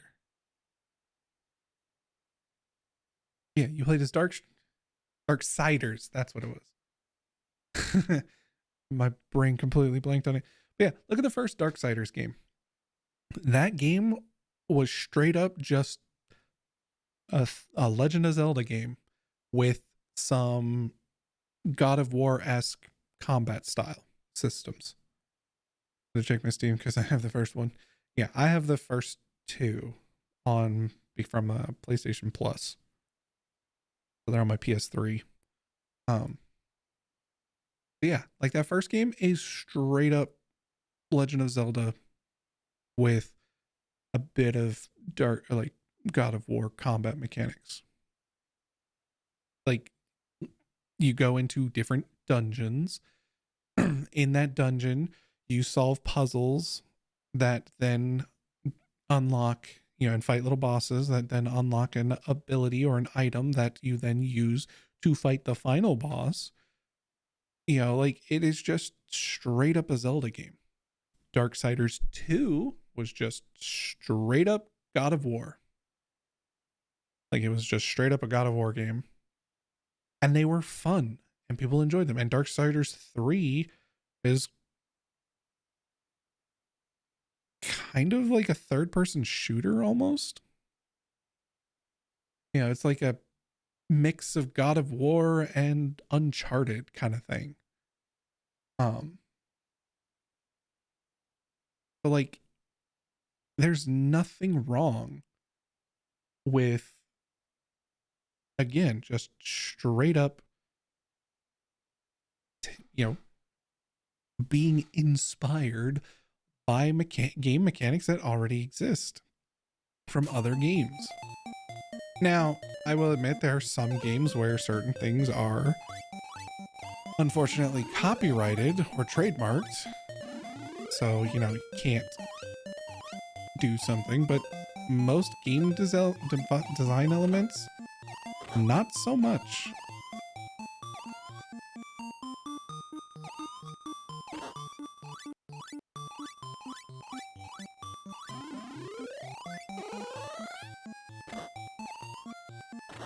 Um,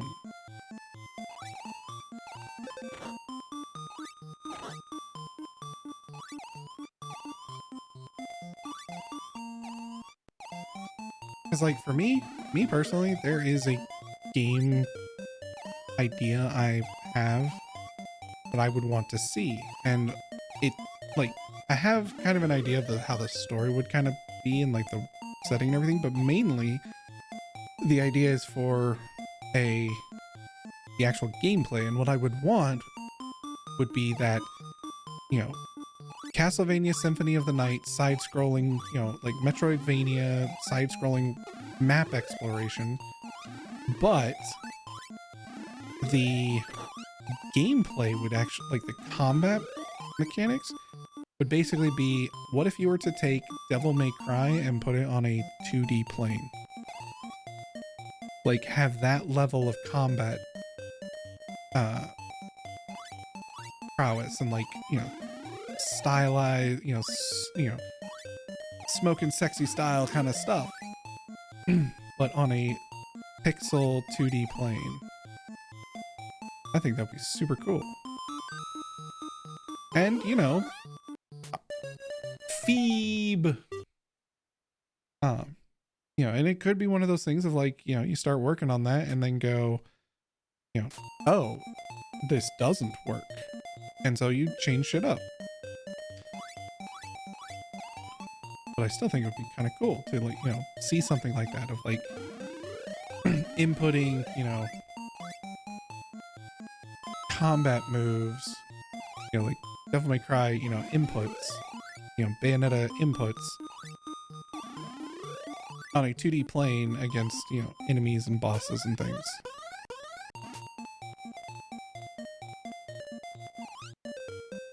There's times a problem with a fan project. They don't take the moment to go, this does not work. They just go, it should be fine. Yeah.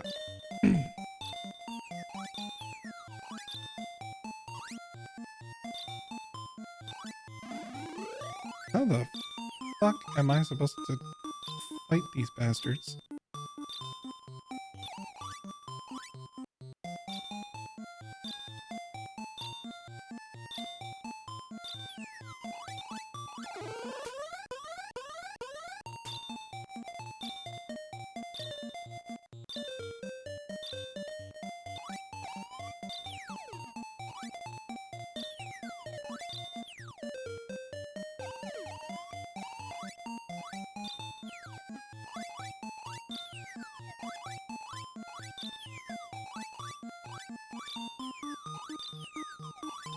This is stupid.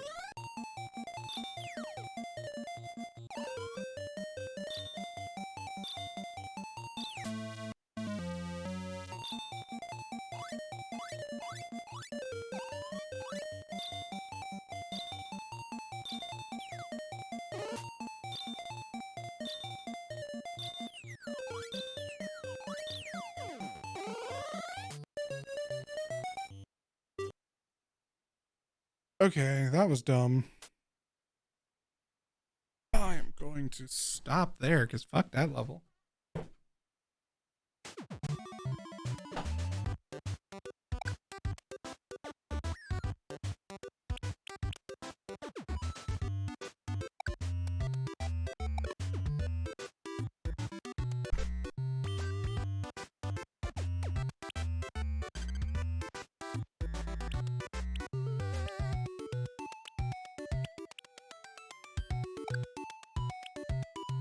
Do a CRT filter themed.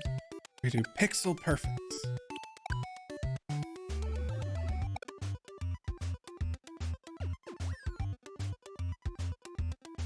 Them bubbles did be bobbling though. They did. You know what? I want to see real quick what's on the. I forget what's on the Super Nintendo one.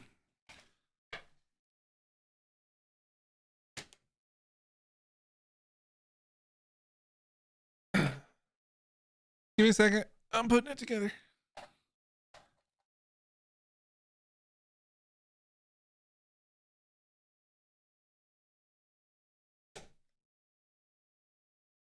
Excuse me.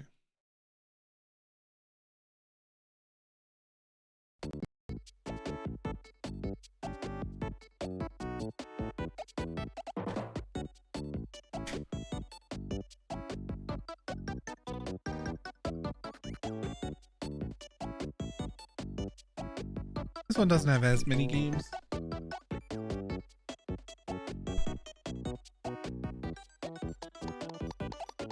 So let's see, we have Contra 3, The Alien Wars. We have Donkey Kong Country. We have Earthbound. Ugh. Earthbound. We have F-Zero. We have Final Fantasy. In the West, it was called 3, but this is actually Final Fantasy 6. Kirby Superstar. Kirby's Dream Course. Mega Man X, which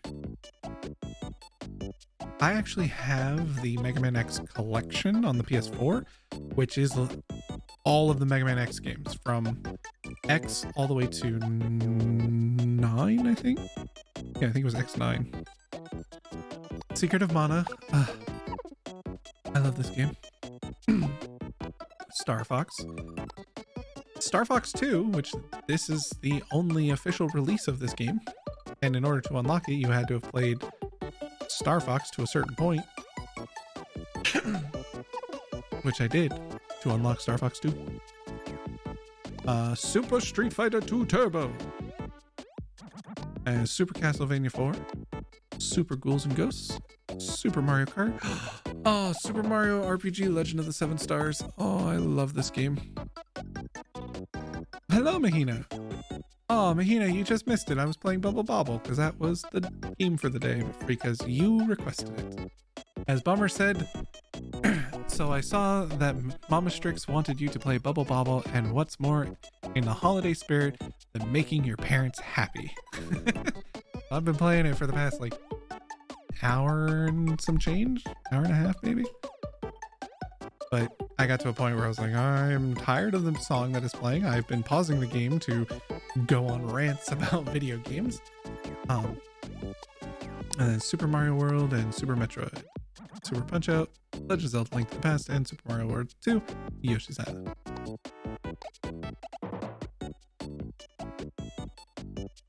Nice, thinks we've been busy and just am now able to log on. Oh. Getting everything for the making sure everything's good with the TV, or oh no, it's the fence. I've been doing the fence stuff, huh?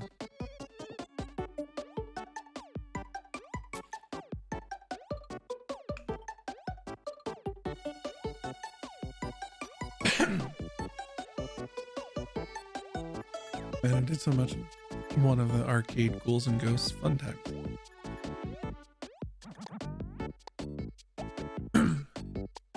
Yeah, to be honest, let's see. Donkey Kong, so Donkey Kong Country, Earthbound, F-Zero, Mega Man X, Secret of Mana, Star Fox, Super Castlevania, Super Mario Kart, Super Mario RPG, Super Mario World, excuse me, and Yoshi's Island. So of all the games on this console, let's see, it's 1,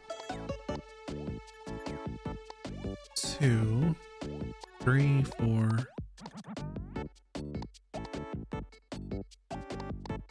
5, 6, 7, 8, 9, 10. 10 games that I've played when I was a kid.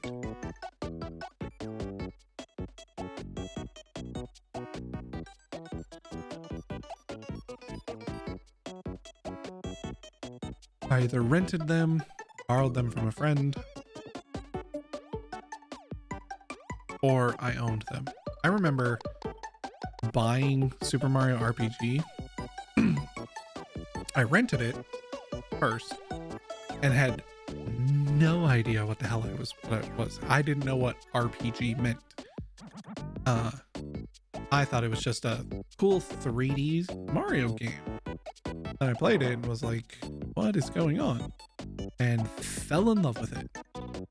And so saved up my little dollars and bought the game and played the ever-loving crap out of it. Did the hell out of Mega Man X mostly for the music. Oh yeah. The only time I got to play Mega Man X was because a friend of mine had it. And so I would go over and borrow it or play it at his house. Mega Man, Mega Man.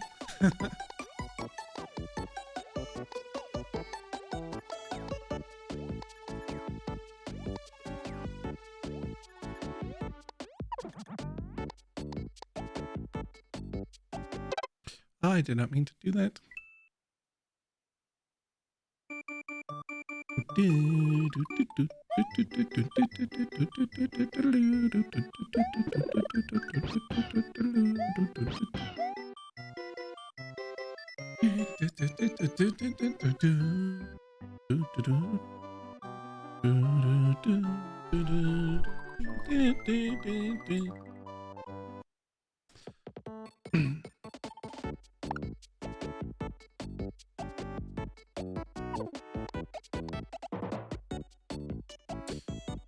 Fancy. I even had the silver covered game guide. Ooh, very fancy. Oh man, so here, I'm gonna bring up the Be Right Back because I'm gonna turn all this off and go to just chatting for a bit. Might play a little something, but who knows? Because I don't want to play anything because I don't know what's on the advent calendar, so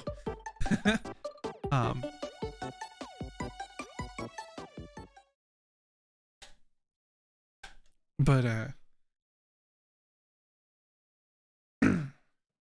something I would absolutely love to have.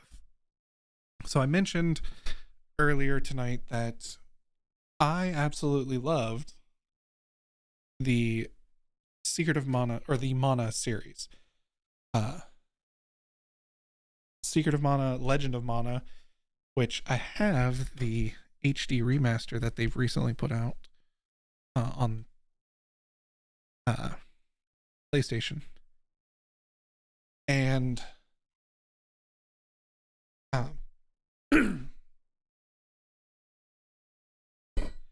sorry, I'm moving everything back over.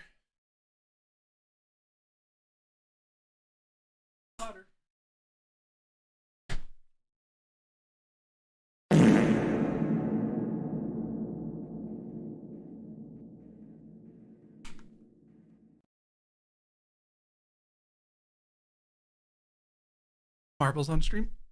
I could do marbles. I don't know if I have marble. I don't think I have marbles on stream. Shouldn't be too much of a download though, right?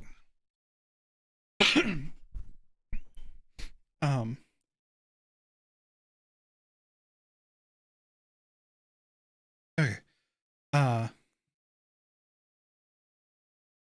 Anyway, so the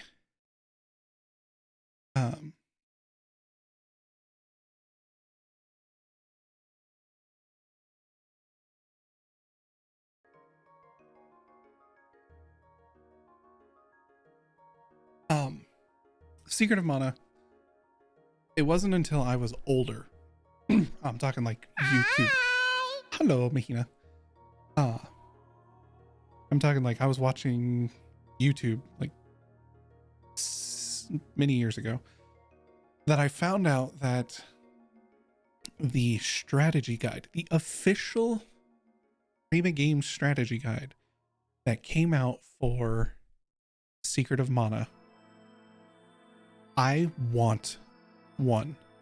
I want a copy of one, because unlike other strategy guides that were just like, yeah, go here, do this, you know, go fight this boss, you know, here's the strategy, whatever. The Secret of Mana strategy guide was written like a story. It literally was, you know, the boy, you know, fell from the waterfall and after impacting, you know, the ground, somehow surviving, like tells this narrative. And in you reading the narrative, that tells you, oh, I'm supposed to go here. I'm supposed to go do this. You know, like it was a story. That was your strategy guide. I love that. That is so cool and unique. And I would so badly want a copy of Secret of Mana strategy guide just for that.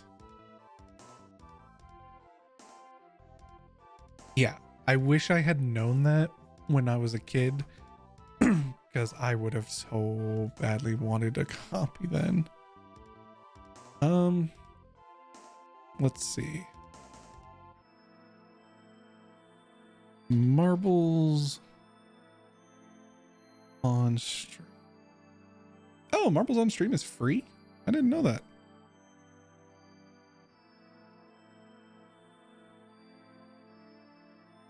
Do I have to do any specific thing for Twitch integration? Well, it has to download it, so let's let it download first.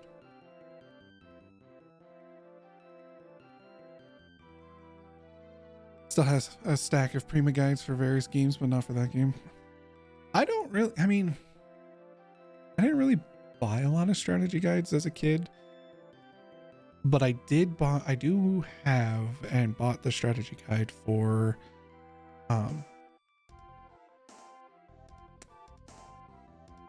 Harvest Moon, Back to Nature, the PlayStation game, because it had all of the recipes. It told us all the events and when they happened, and how to prepare for them.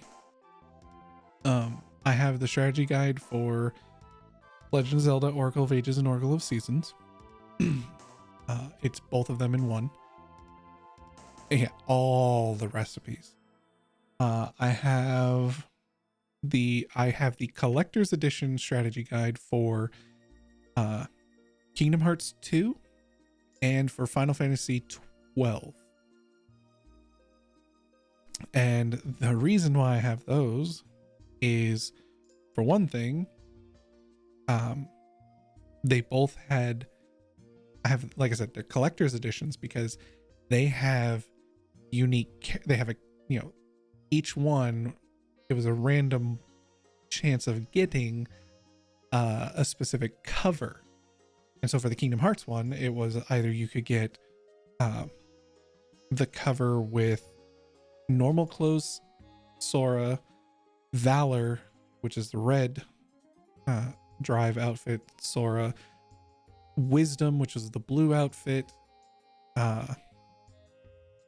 Master, which was the yellow outfit, and then Final Form, which was the white and silver outfit. The only guide I have had is the Kingdom Hearts 2 one. I used the poster for some time, and it was great to figure where to get materials for crafting. Oh yeah, I have used it for for the crafting as well. Ugh, it's so annoying. But a fun little trick that we had learned, because when the I worked at GameStop when both these games came out, and you had to pre-order the collector's edition. We had some extras afterwards, and we held them behind because they were wrapped in plastic, and so we didn't want anybody cutting the plastic and trying to figure out which one they were getting. And so they would have to come up to us and say, I want a copy, and we would hand it to them, and they would have to take what we gave them. That was it. But we were sneaky little shits, and there were a couple of us who wanted the white one, the final form, because that one, there weren't as many of that one. Each box came with like a set number of each one, and it only came, each box only came with like 2 or 3 final form editions. So we found out that if you were to take, because they were wrapped in like this hard cardboard cover, because it basically both the Final Fantasy and the Kingdom Hearts came with 2 books, 2 booklets. And so it was the actual strategy guide, and then another booklet that was like a little sticker book or like little extra things. And we found out that if you were to take in the plastic sleeve, you're to take it and tap it on the top, it would move the cover just enough to where you could kind of peek in and see which one you were going to be getting. And so us sneaky little shits were like, who wants the final form ones? And like 3 of us were like, I do. So we tapped, found all 3 of the final form ones and took them for ourselves. And then the other boxes, because like I said, we got like a couple of boxes of them, and so the other boxes we opened and gave them freely. But for those, it's like, and then some people, there were some of us who were like, I want the red one, I want the blue one. So we'd be like, tap, tap, tap. All right, this is a red one, this is a blue one. And then the same with the Final Fantasy 12 collector's one. Each one came with a different character from the game, and I wanted the actually, just in case I have my save search on, so it shouldn't matter, but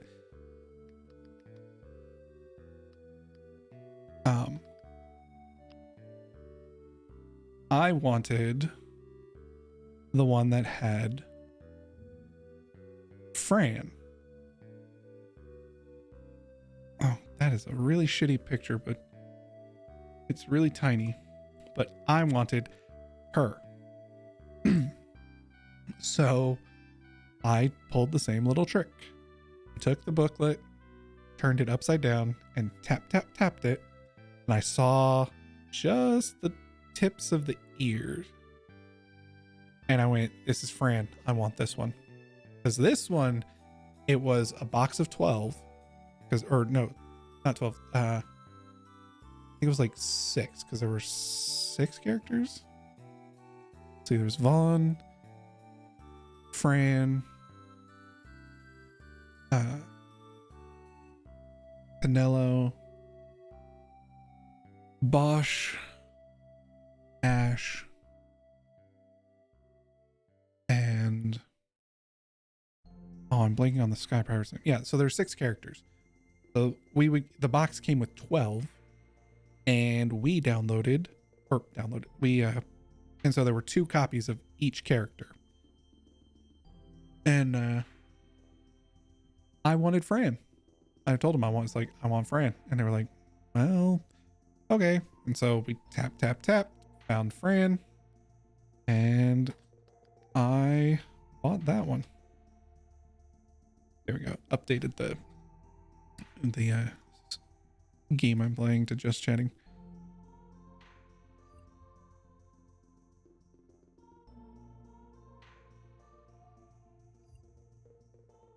So yeah, I mean, we found all manner of like little sneaky shit ways of getting past shit. All right. Let's see. I'm gonna pull this up. Pull this while I try to get Marbles on Stream to work.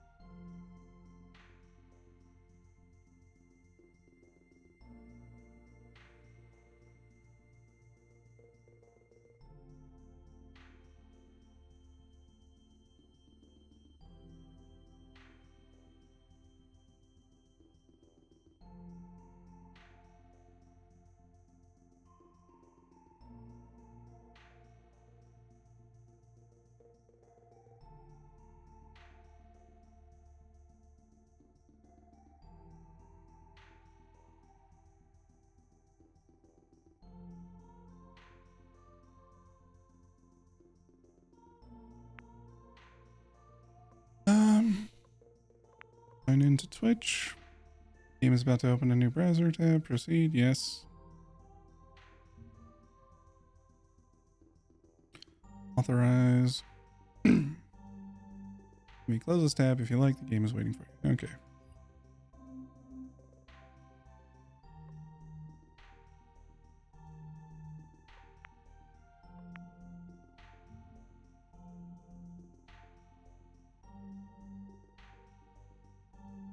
Steam account link successful. Cool. Okay, cool.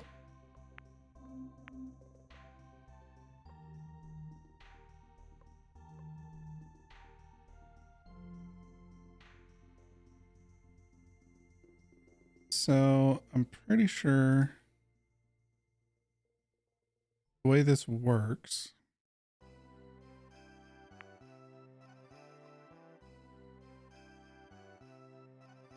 is,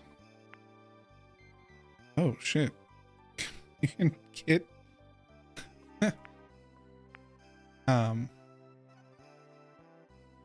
vote for the next map type, exclamation point, vote with a number. Royale.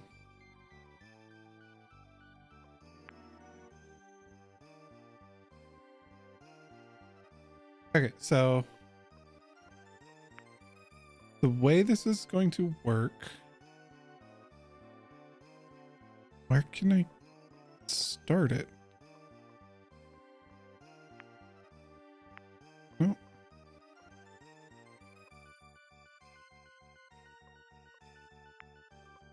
Oh, I see. Okay. Okay, so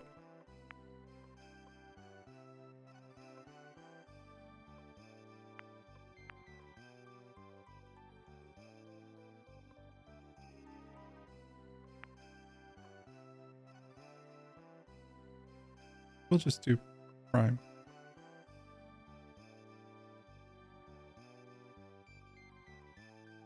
Excuse me. I just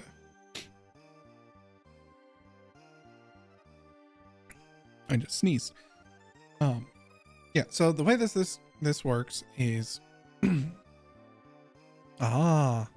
so if you type in exclamation point vote and then put a number, so number 1 through 7, as you can see, Dream voted number 3, therefore it put how many votes are on it. If you type that in chat, it'll show how many votes are on there, which then lets me know, okay, that's the one we'll play. Okay, Ronche voted for number 1. Then once we get into the map or into the race, so this is a royale. I don't know what a royale means. I guess like last one standing or something. I don't know. I've never seen the royale. I've only seen standard and Grand Prix. But basically, when I prompt you, or when it prompts you, everybody in the chat who wants to play, you will type exclamation point join. And when you type that, it will join you into the race. At which point I will start the race and it's just marbles going through a course and we will see who comes out the winner at the end. I'm going to update Twitch once again to marbles on stream. And there we go. And I think for this, we might want some more pumping music. So let's see. DMCA free.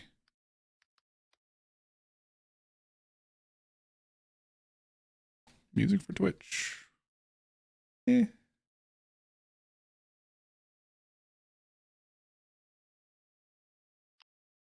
EDM, sure. Don't know what's in this, so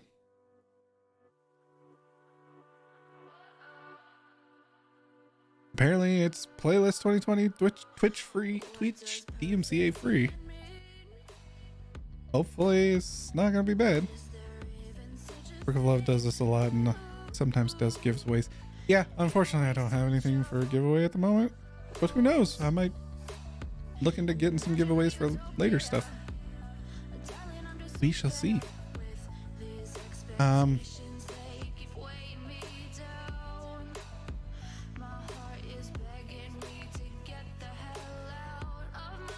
Right. Test your skill in the new and improved tilted mode. How many marbles can you save? Okay, so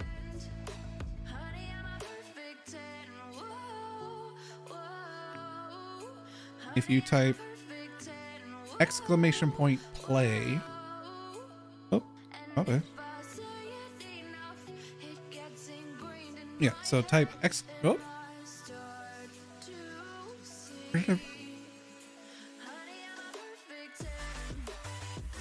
Oh, it is a okay, this is a battle royale game. We're not gonna do the battle royale. Yeah, we're gonna do just a regular races. So my apologies. I'm just gonna do Grand Prix. We'll do Grand Prix. I'll just pick one. We'll do Pixels Raceway, sure. Why won't it let me click race?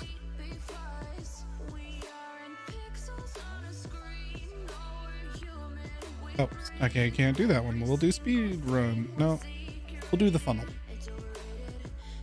Have it set to 2 maps.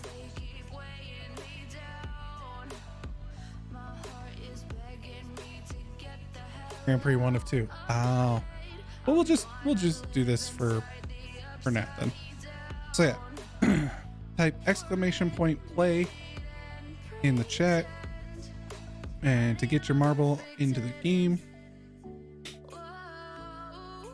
and then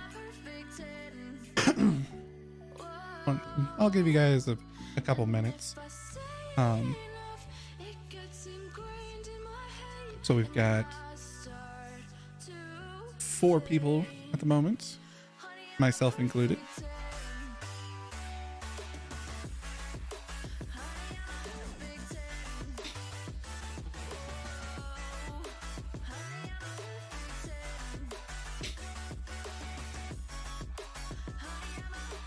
Oh.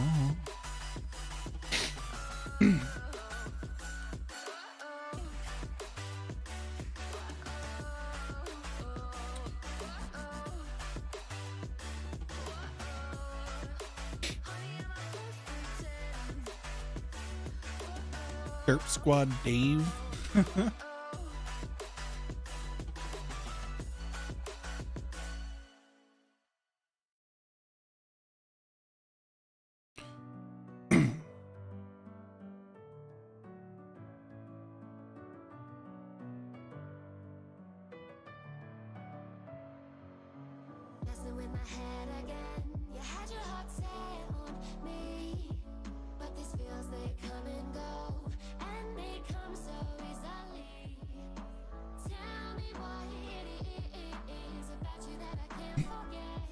All right. let's go ahead and start it just to kind of show people what it's all about. So, countdown begins.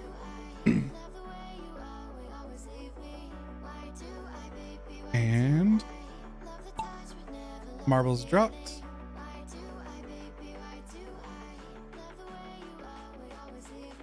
Oh, isn't there a way to like auto follow?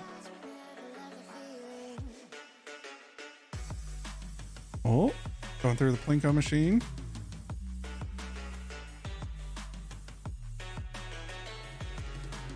How do I see which ball is this? I definitely need to make some changes to some settings. Oh, Ron chasing first. Oh, I've taken the lead somehow. Got boosted.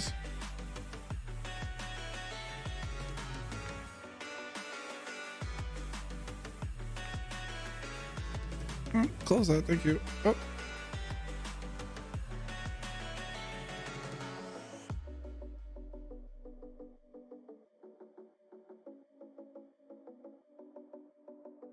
I'm still in the lead somehow. I have hotkeys when you have the menu open.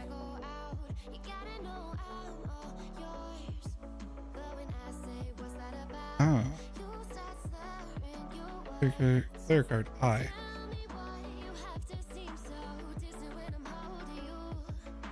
No, I doesn't work. Oh.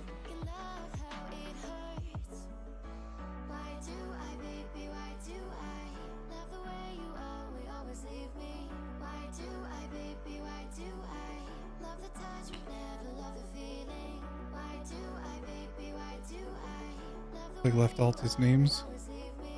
Ah, okay. There we go. So now we can see who's who and where they are. And Dream fell off the course. Aw.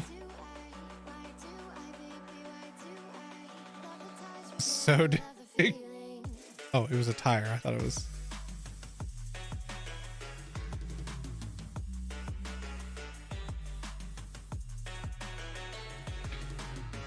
It's like left alt, isn't it? Yeah, he fell off. Don't worry, I've fallen off because some other people I watch have played this and I'm like, I fell off. Stuck again. Oh, oh, who's it gonna be? Kotaku or Ronche? Kotaku comes in second and Ronche in third. Winner. Okay, let me go through settings real quick. Tutorials, inputs.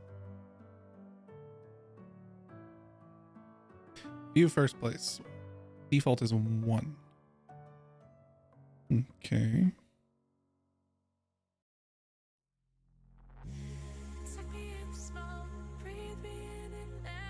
View target.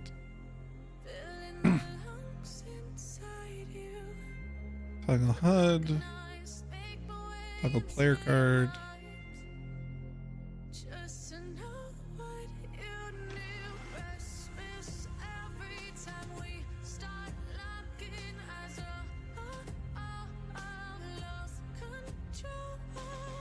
Okay, so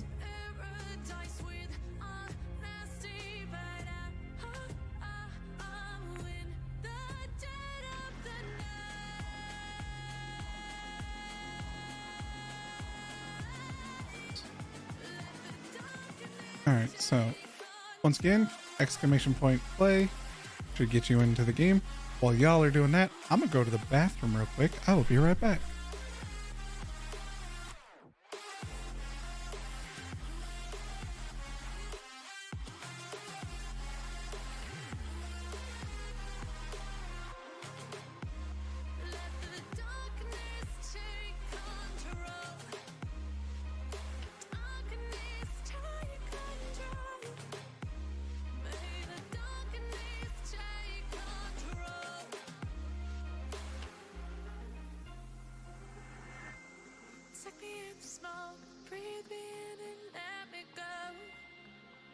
Sink to your heart to find you. Open up your eyes till you're blinded by the lies, so you can see time we start locking eyes. Lost control. Oh, it's paradise with honesty, but in the dead of the night. Teardrops on the floor. The pain is over. Feel the darkness take control.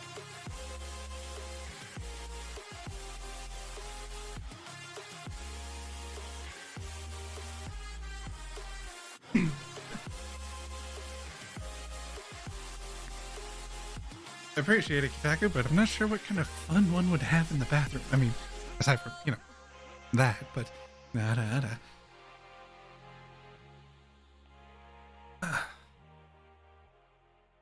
Okie dokie.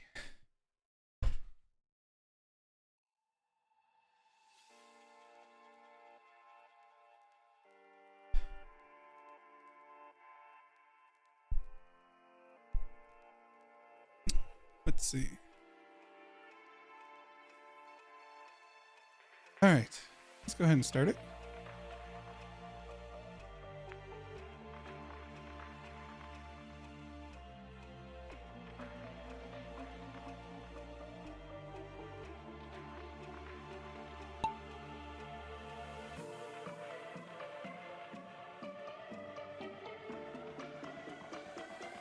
Dream is in first place.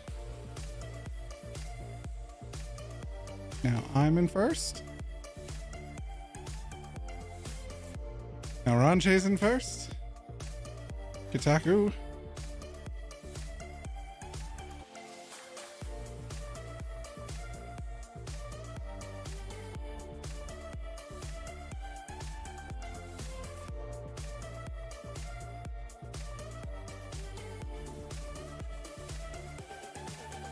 Ranjay coming out first. Going down the hills. Missed the boost, apparently.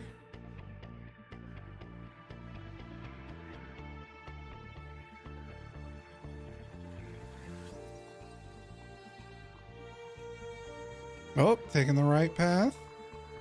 Taku also taking the right path.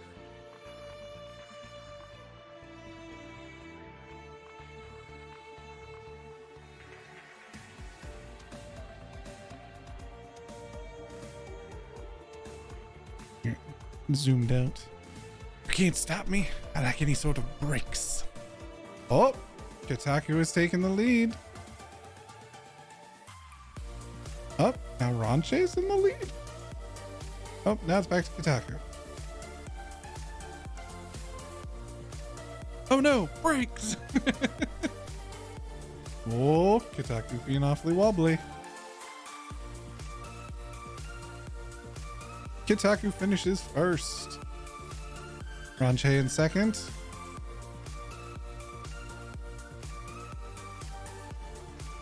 Dream in third. And I am taking up the last place. I am taking up the caboose. Winner, Kitaku.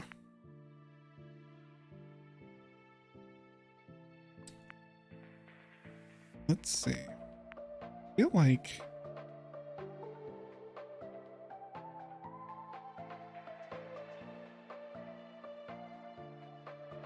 toggle marble names. Yeah, got that.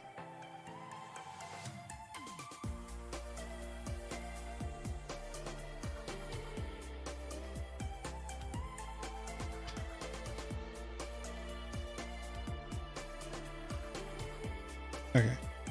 Finish the Grand Prix. Results are in. The winners are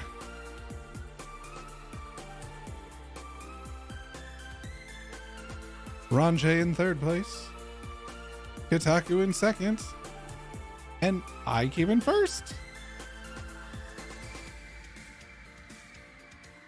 Okay. Okay, so let's, now that we have a better understanding of all of this, let's see.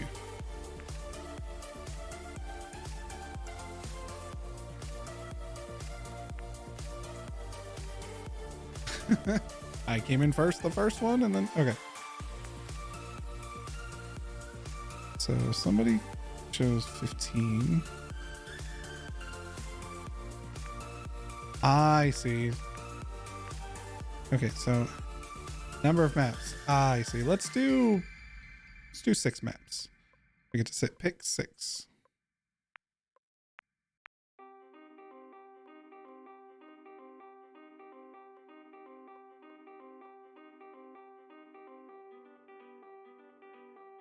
So I'll just randomly pick some.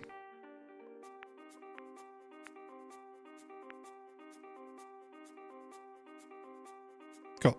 All right. So, once again, everybody who wishes to participate, type !play in the chat, and it will assign you a marble, and you will get to join the race.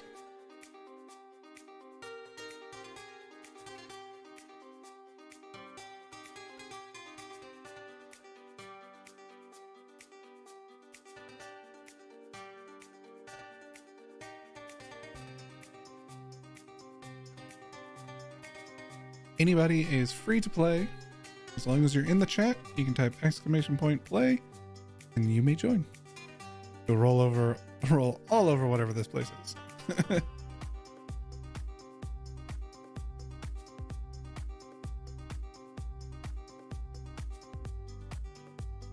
Give y'all some time to cheat. I don't think that works.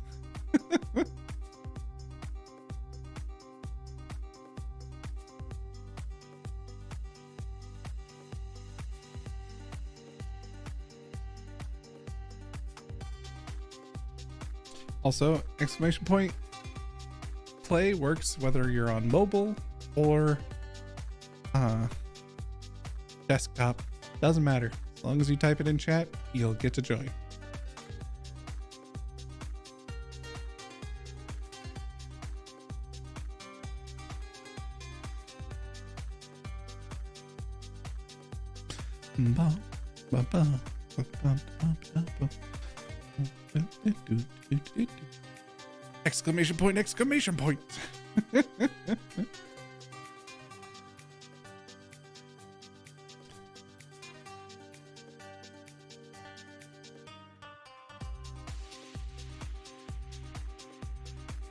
This is a sick beat, huh?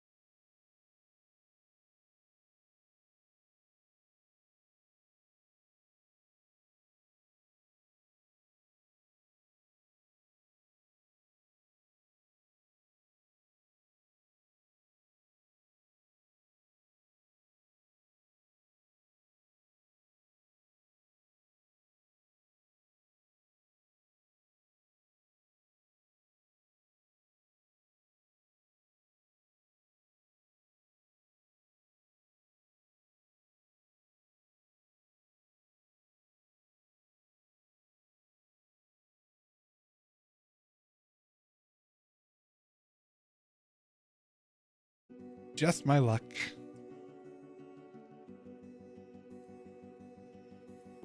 You paint a picture in my mind. You wanna leave it all behind. Ronjay still making it through. In a world that's turning all the time, nothing could stop me longing for your eyes. I won't let Ronjay's finally made it through. I can feel you when you're not around. Not like this.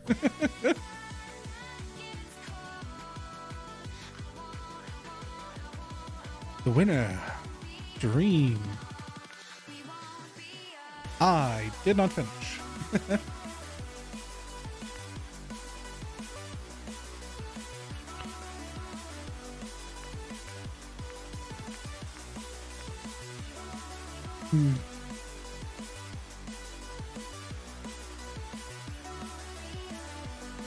Okay.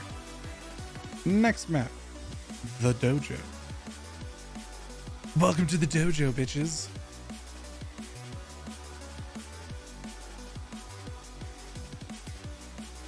Everybody type exclamation point play if you wish to join.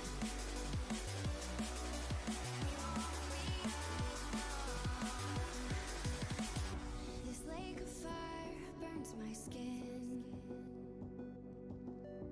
How could love wear so thin? The more there are, the merrier it gets. Sinking in the hollow ground.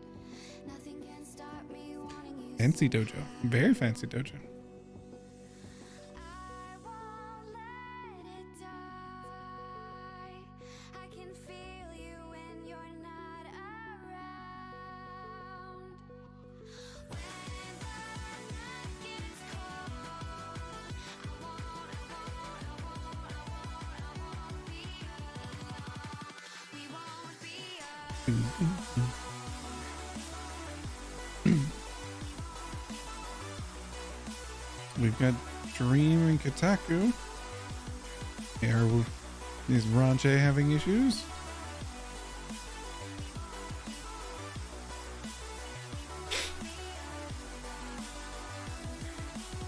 Ah, there's Ronjay.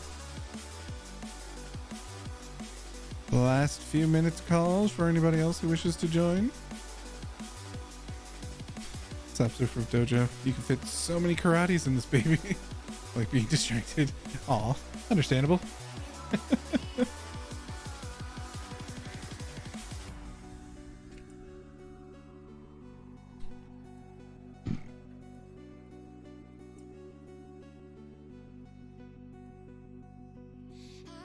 won't let it die. Ba-da-ba-ba. When you're not around, when the night gets cold, we won't be alone. All right, I'm gonna go ahead and click start. In 3, 2, 1. Let's begin.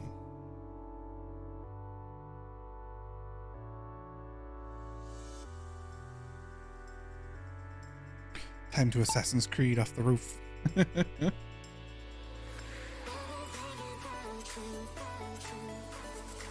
Oh, interesting.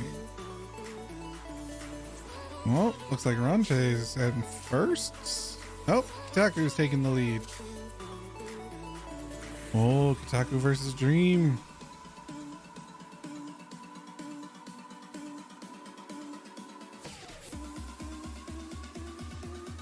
Dream is taking the lead. Both going different paths. Hello, Jelly. Coming in here, turning and burning again, I see. Oh, Dream's still in the lead. But Kotaku and myself are pretty... Oh, I've taken the lead. Nope, not anymore. Oh, going through the dojo's fight. Cooking dinner? Nice. Ronjay, you're not too far behind, actually. Oh, Dream has fallen off the map. Kotaku takes the lead. Oh, now it looks like I've taken the lead. Oh, nope.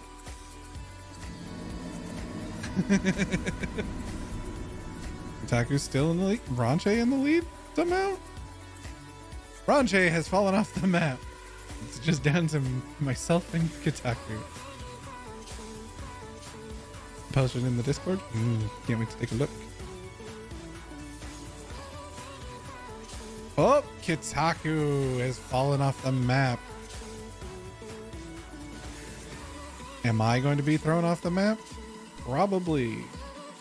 Yep. No one finishes this round. No winner. To the next map. Express delivery.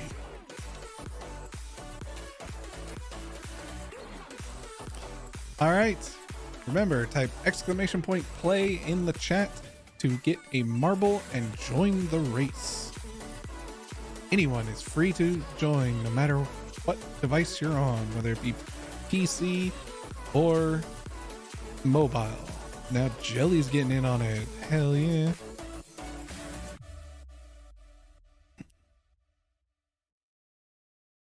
Oh, that looks tasty, Jelly. Is that a tomahawk?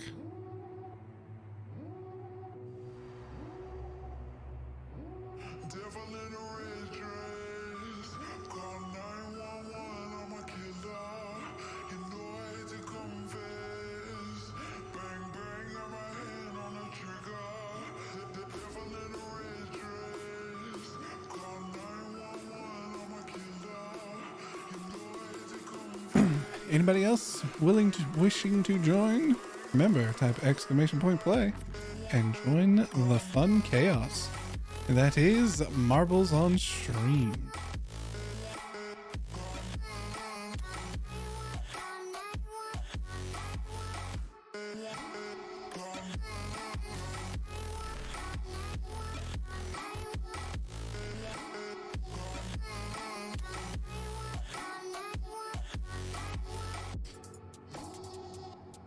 See if anyone's yeah, let's see. You're right. Not sure. Hope someone wins this one. Anybody's game. Making tomahawk steak. Looks tasty.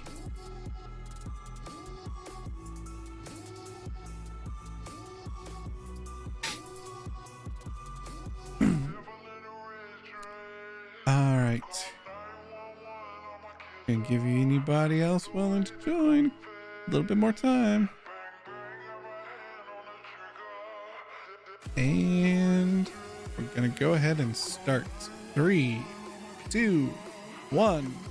Click. Oh, mouse moved. Click. Let's see if anyone will win this race.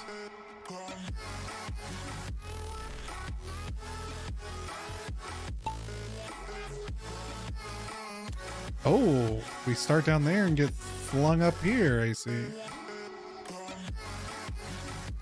First out is Ranche and Jelly? Why is it saying that I'm in first? Oh, Kotaku has made it through the vortex. Let's go! Ranche still in the tube. Cycling through. Kotaku and Dream. Looks pretty close. Dream is right on Kotaku's tail.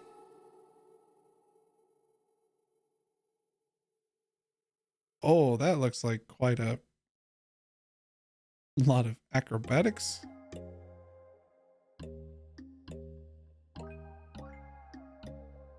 Still Kotaku in the lead. Dream takes the lead by going through a portal. Makes it through. Dream makes it through the spinny barrel or spinny loopy thing, and I'm speeding past Dream. Where the hell did I come from? How did I? What? Okay.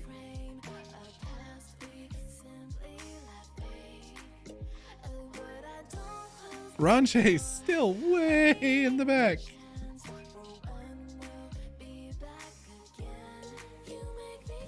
Come on, Ranche. You can make it.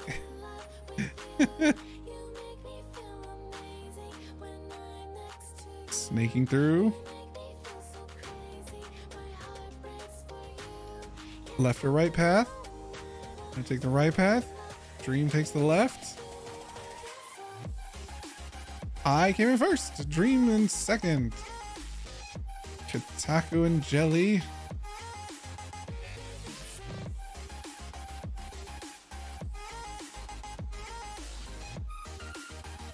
Chitaku makes it to third. Jelly makes it fourth.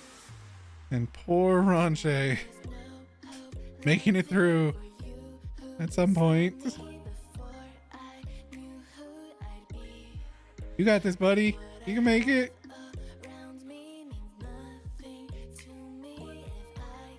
There you go. Turd.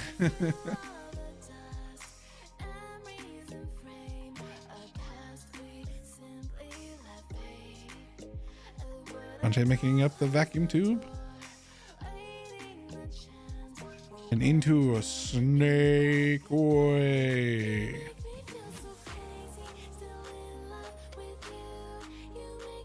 Just taking the scenic route.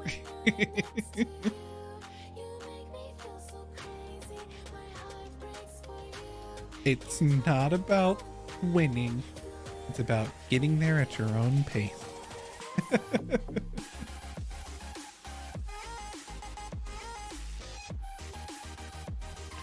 And Ranche makes it in.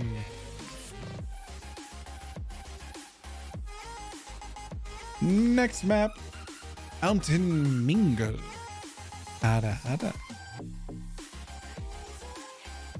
Almost ran out of time. All right. Exclamation point, play. Get you into the game.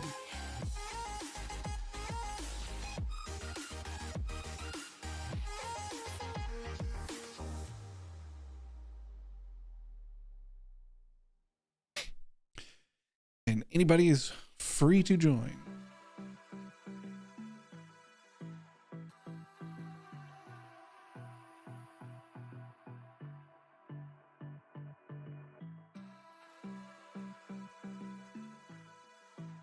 Has Ranche given up, or are they just distracted once more?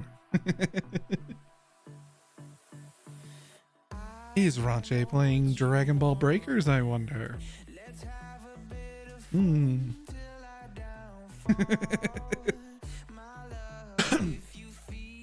gonna win this time, calling it. All right, Jelly's got money on herself.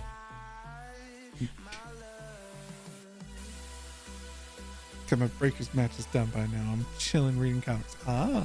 Distracted by comics, I see. Are they naughty comics?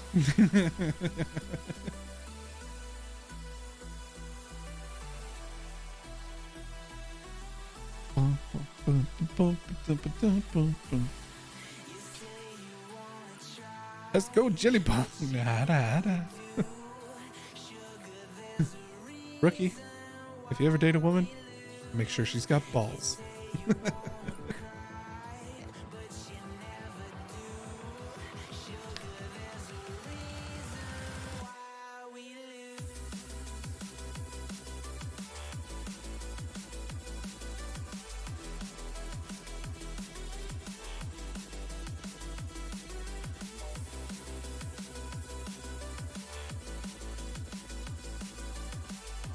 Sorry, I was jamming out to the music.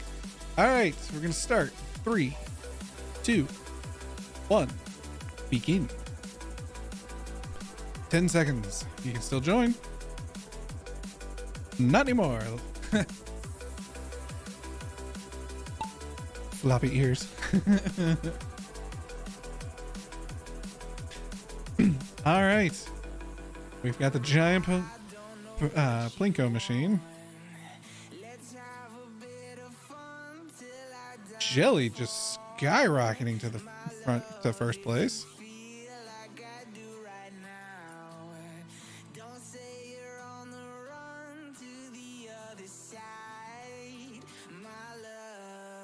Oh, looks like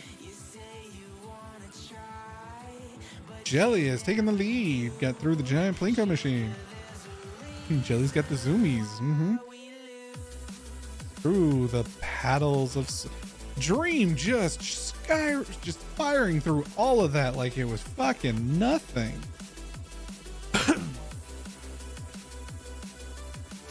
Taking the elevator to the top. Getting stuck on physics.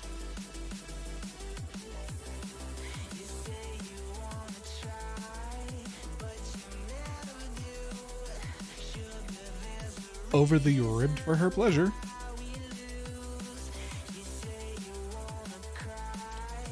Dream still in the lead. Jelly falling way behind.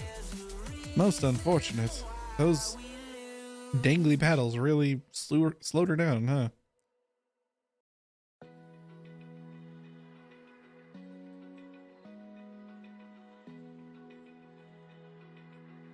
Into the toilet bowls. Damn physics.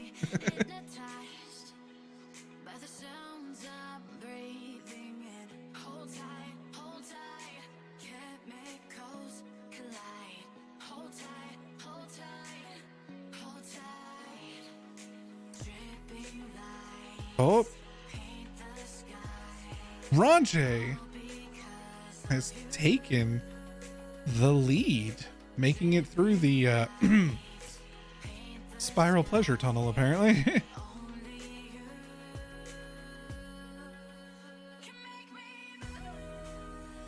Ronche getting through the loop-de-loop.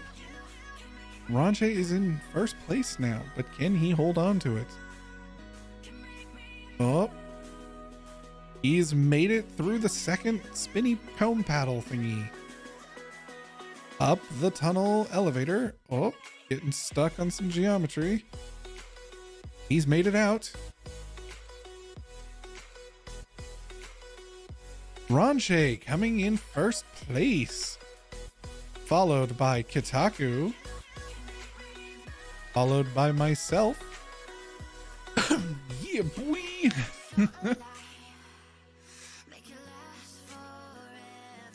Followed by Jelly.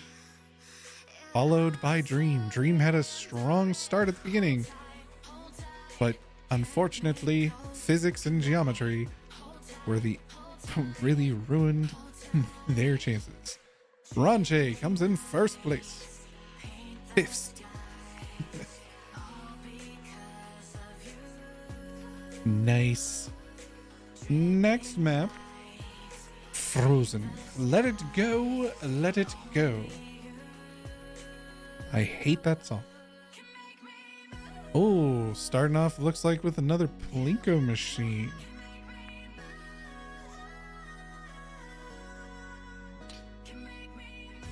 Don't forget to get that exclamation point play into the chat so that you can join and continue the adventures of racing on marbles on stream.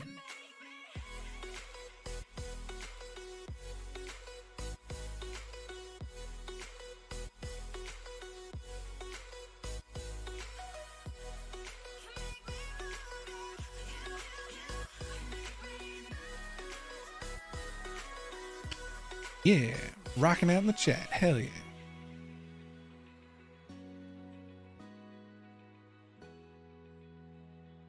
I'm curious now to see what tomorrow's advent calendar stream will be. So we've had Deer Simulator, Dark Tide, and then Bubble Bobble tonight. So what will tomorrow be?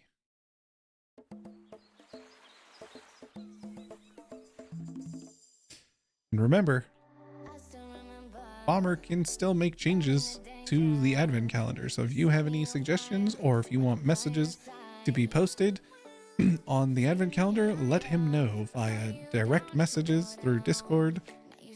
Or if you both follow each other on Twitch or on Twitter, let him know on Twitter. Can't wait. Very excited. Oregon Trail. I don't have Oregon Trail.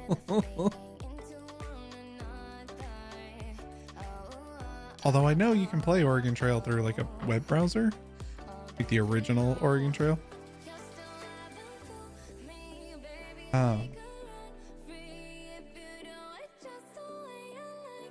Remember, exclamation point play to anybody else who wishes to join.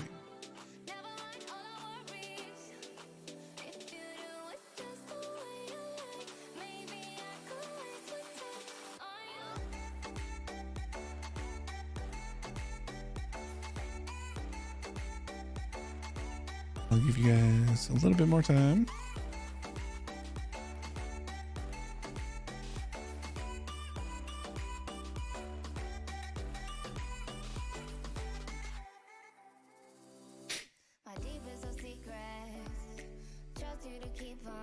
It's a nice snowy map. It has been very windy and it's a little bit rainy where I am right now. No snow in the future though, but it's been cold. Not ridiculously cold yet, but it's been pretty cold. Let's see, weather. It is currently 50 degrees outside. Yeah, there's no snow forecasted for the next week, which is nice. There's a part of me that's kind of like, I kind of want the snow now. Like I want it. My ball's so high. Not gonna touch that one. All right, we're gonna go ahead and start this race. 3, 2, 1, start. 10 seconds, and then it begins.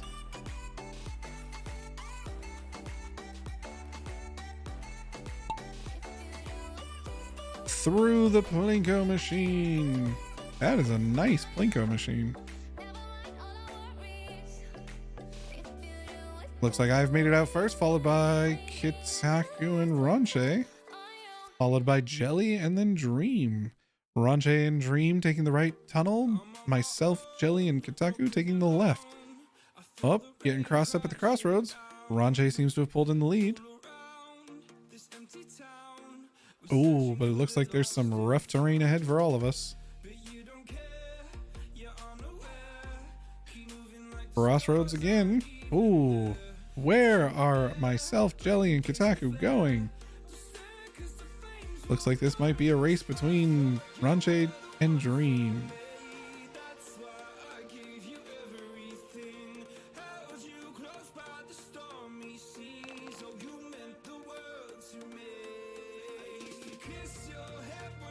Ronche is just destroying the lead at the moment.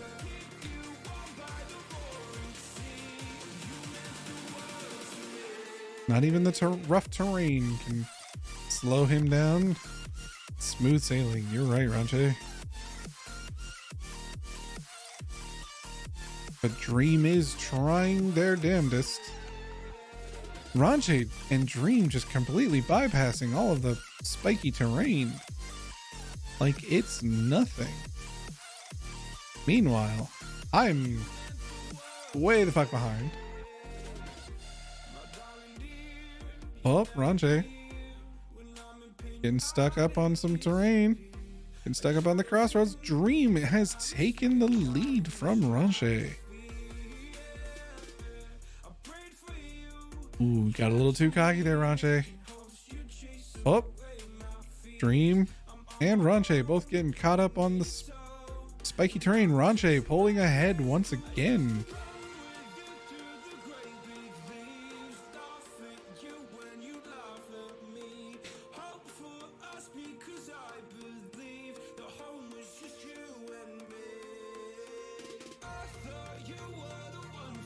Rough terrain for Ronche, slowing them up.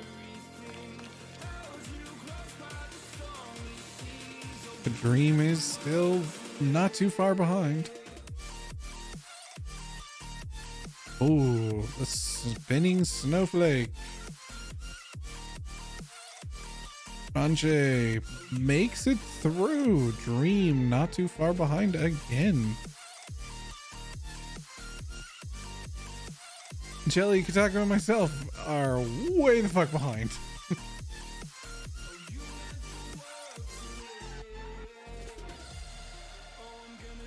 Ranche getting caught up on rough terrain, giving Dream enough chance to catch up, close the distance.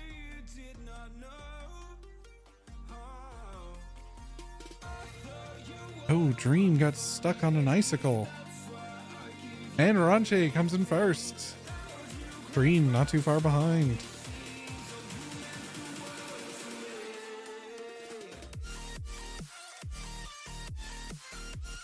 Dream has made it in second. Jelly coming in third.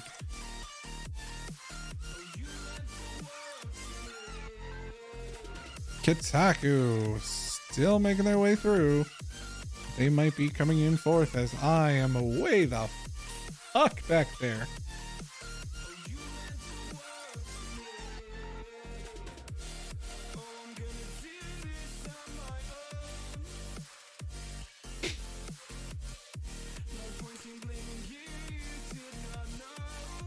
Kotaku coming in fourth, and I am very slowly taking up the rear. I got 30 seconds left.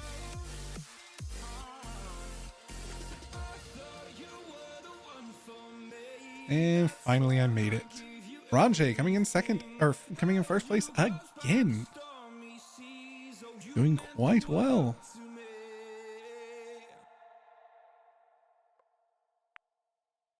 The final race map. Oils of Power. Ooh, interesting. Exclamation point play in the chat.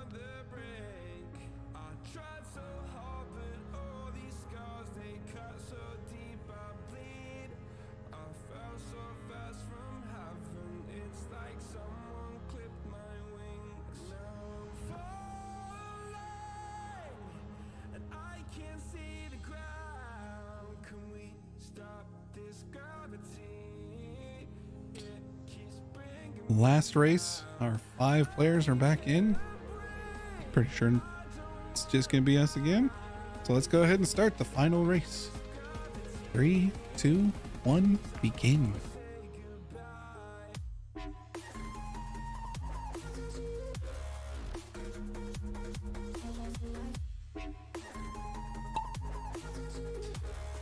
And so it begins.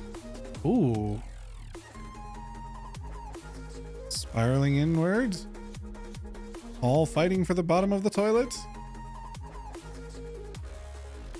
And it looks like Kotaku and Ranche made it through first. Both taking different paths through the tunnels. Ranche unfortunately has fallen off the map. Will not complete this run, sadly. So Kotaku and Dream fighting for first place in the spirals. Dream has also fallen off the map, will not be finishing this race. It is a poor, unfortunate day for these mighty combatants. These racers just don't know how to stay on the road sometimes. I have fallen off the map. I also did not finish. So it's up to Kotaku and Jelly. Jelly has been knocked off of the course and unfortunately will not finish this race. Therefore, it is just up to Kotaku. But will Kotaku be flung off for some reason as well? Let's find out. Going through the cube field. The big lag. Oh, I just realized I got skipped frames. I'm so sorry, everybody.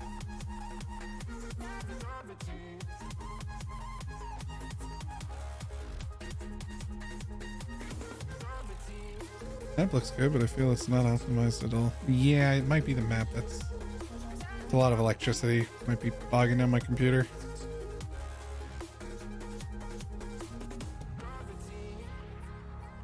Although I think I'm going to stop playing marbles on stream after this.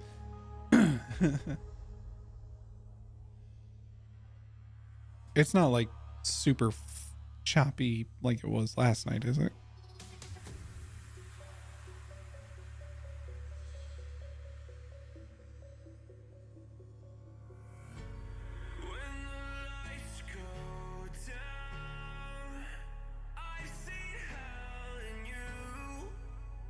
Kotaku is the only one to finish the race.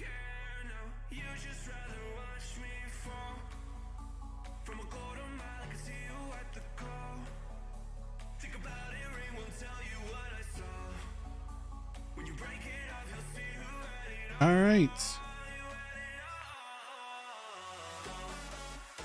Let's see who our final winners are. Also, I'm going to pull up my stream to see how far behind and or choppy it is. You want a rematch? Well, I may do this again. I've been wanting to do marbles on stream for a bit. Oh, it's pretty laggy and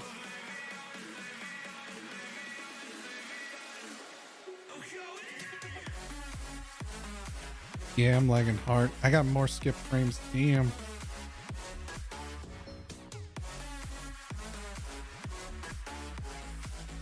Well, Kotaku came in third,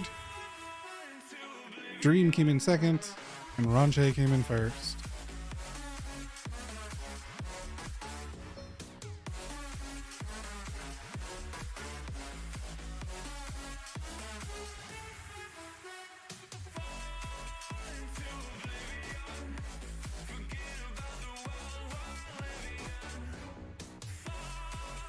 Yeah, I'm seeing it on my end. I'm seeing the stream on my end. It's not handling it very well.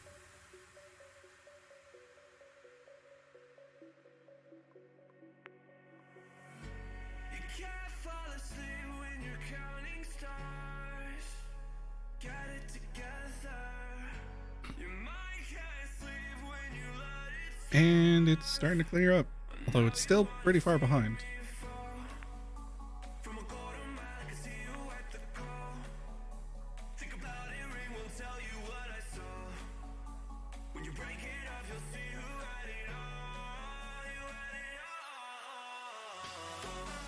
So yeah, gonna go ahead and yeah, now it's better. I think it was the map, but it still seems like I think there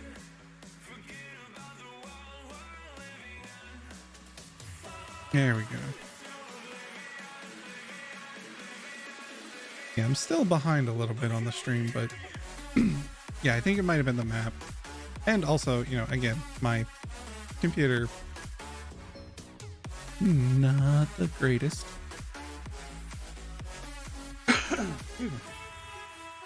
So, let's, before I go to drinking night tonight, I'm definitely going to restart my computer again.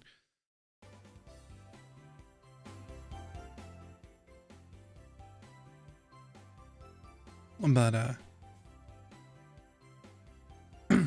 I think I'm going to kind of wrap up stream right now. Because I kind of want to gonna go get stuff. Yeah, I'm gonna get stuff ready for VR for drinking night as well. Also get some food, a little bit of nibbly nubblies.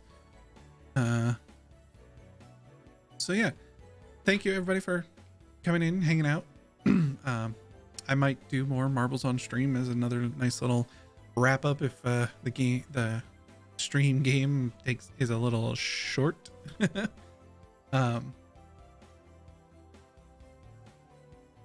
But in the meantime, let's see who we shall raid tonight. I mean, it is a Saturday. We know Rob Roman likes to do some in the mix music stuff. But he may not have started yet.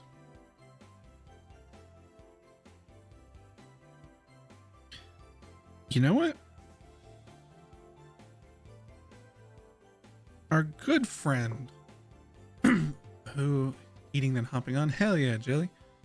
Our good friend who we haven't seen much of lately, Nadivial, is currently streaming, and he is playing the some Warhammer 40k Darktide.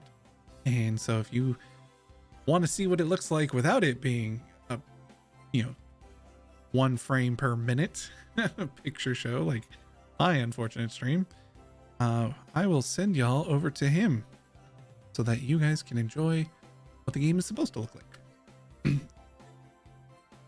And remember, tomorrow will be more advent calendar stream stuff. So every day this month until Christmas Day is going to be a random game. I will not know what I'm playing, so we will find out tomorrow what I will be playing.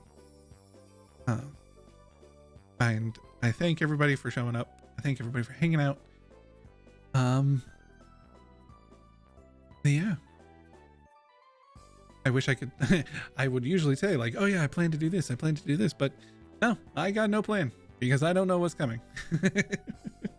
And I'll admit it's kind of been fun. So yeah, we're going to raid Nadivial. I don't know who he's playing with, but he is playing Darktide. So give him all the love and support and everything, because though he may be a bit of a dumbass, he's a good dumbass. And on that, I hope everybody has a fun, enjoyable rest of their day and night and all that jazz. So remember, wash your hands because you're nasty. Stay healthy, stay safe. Don't be a dick. Sounds simple, but people make it more complex than it needs to be. And of course, as always, remember, you can do anything you put your mind to by telling yourself, I can. Because the greatest enemy we ever created is the word can't. Can we stop that demon in its tracks by telling ourselves, I can. Remember that, and you can do anything. So have a good morning, good afternoon, good evening, whatever time of day it is for you, and we will see you in the next stream. Jamatane, everybody. Bye.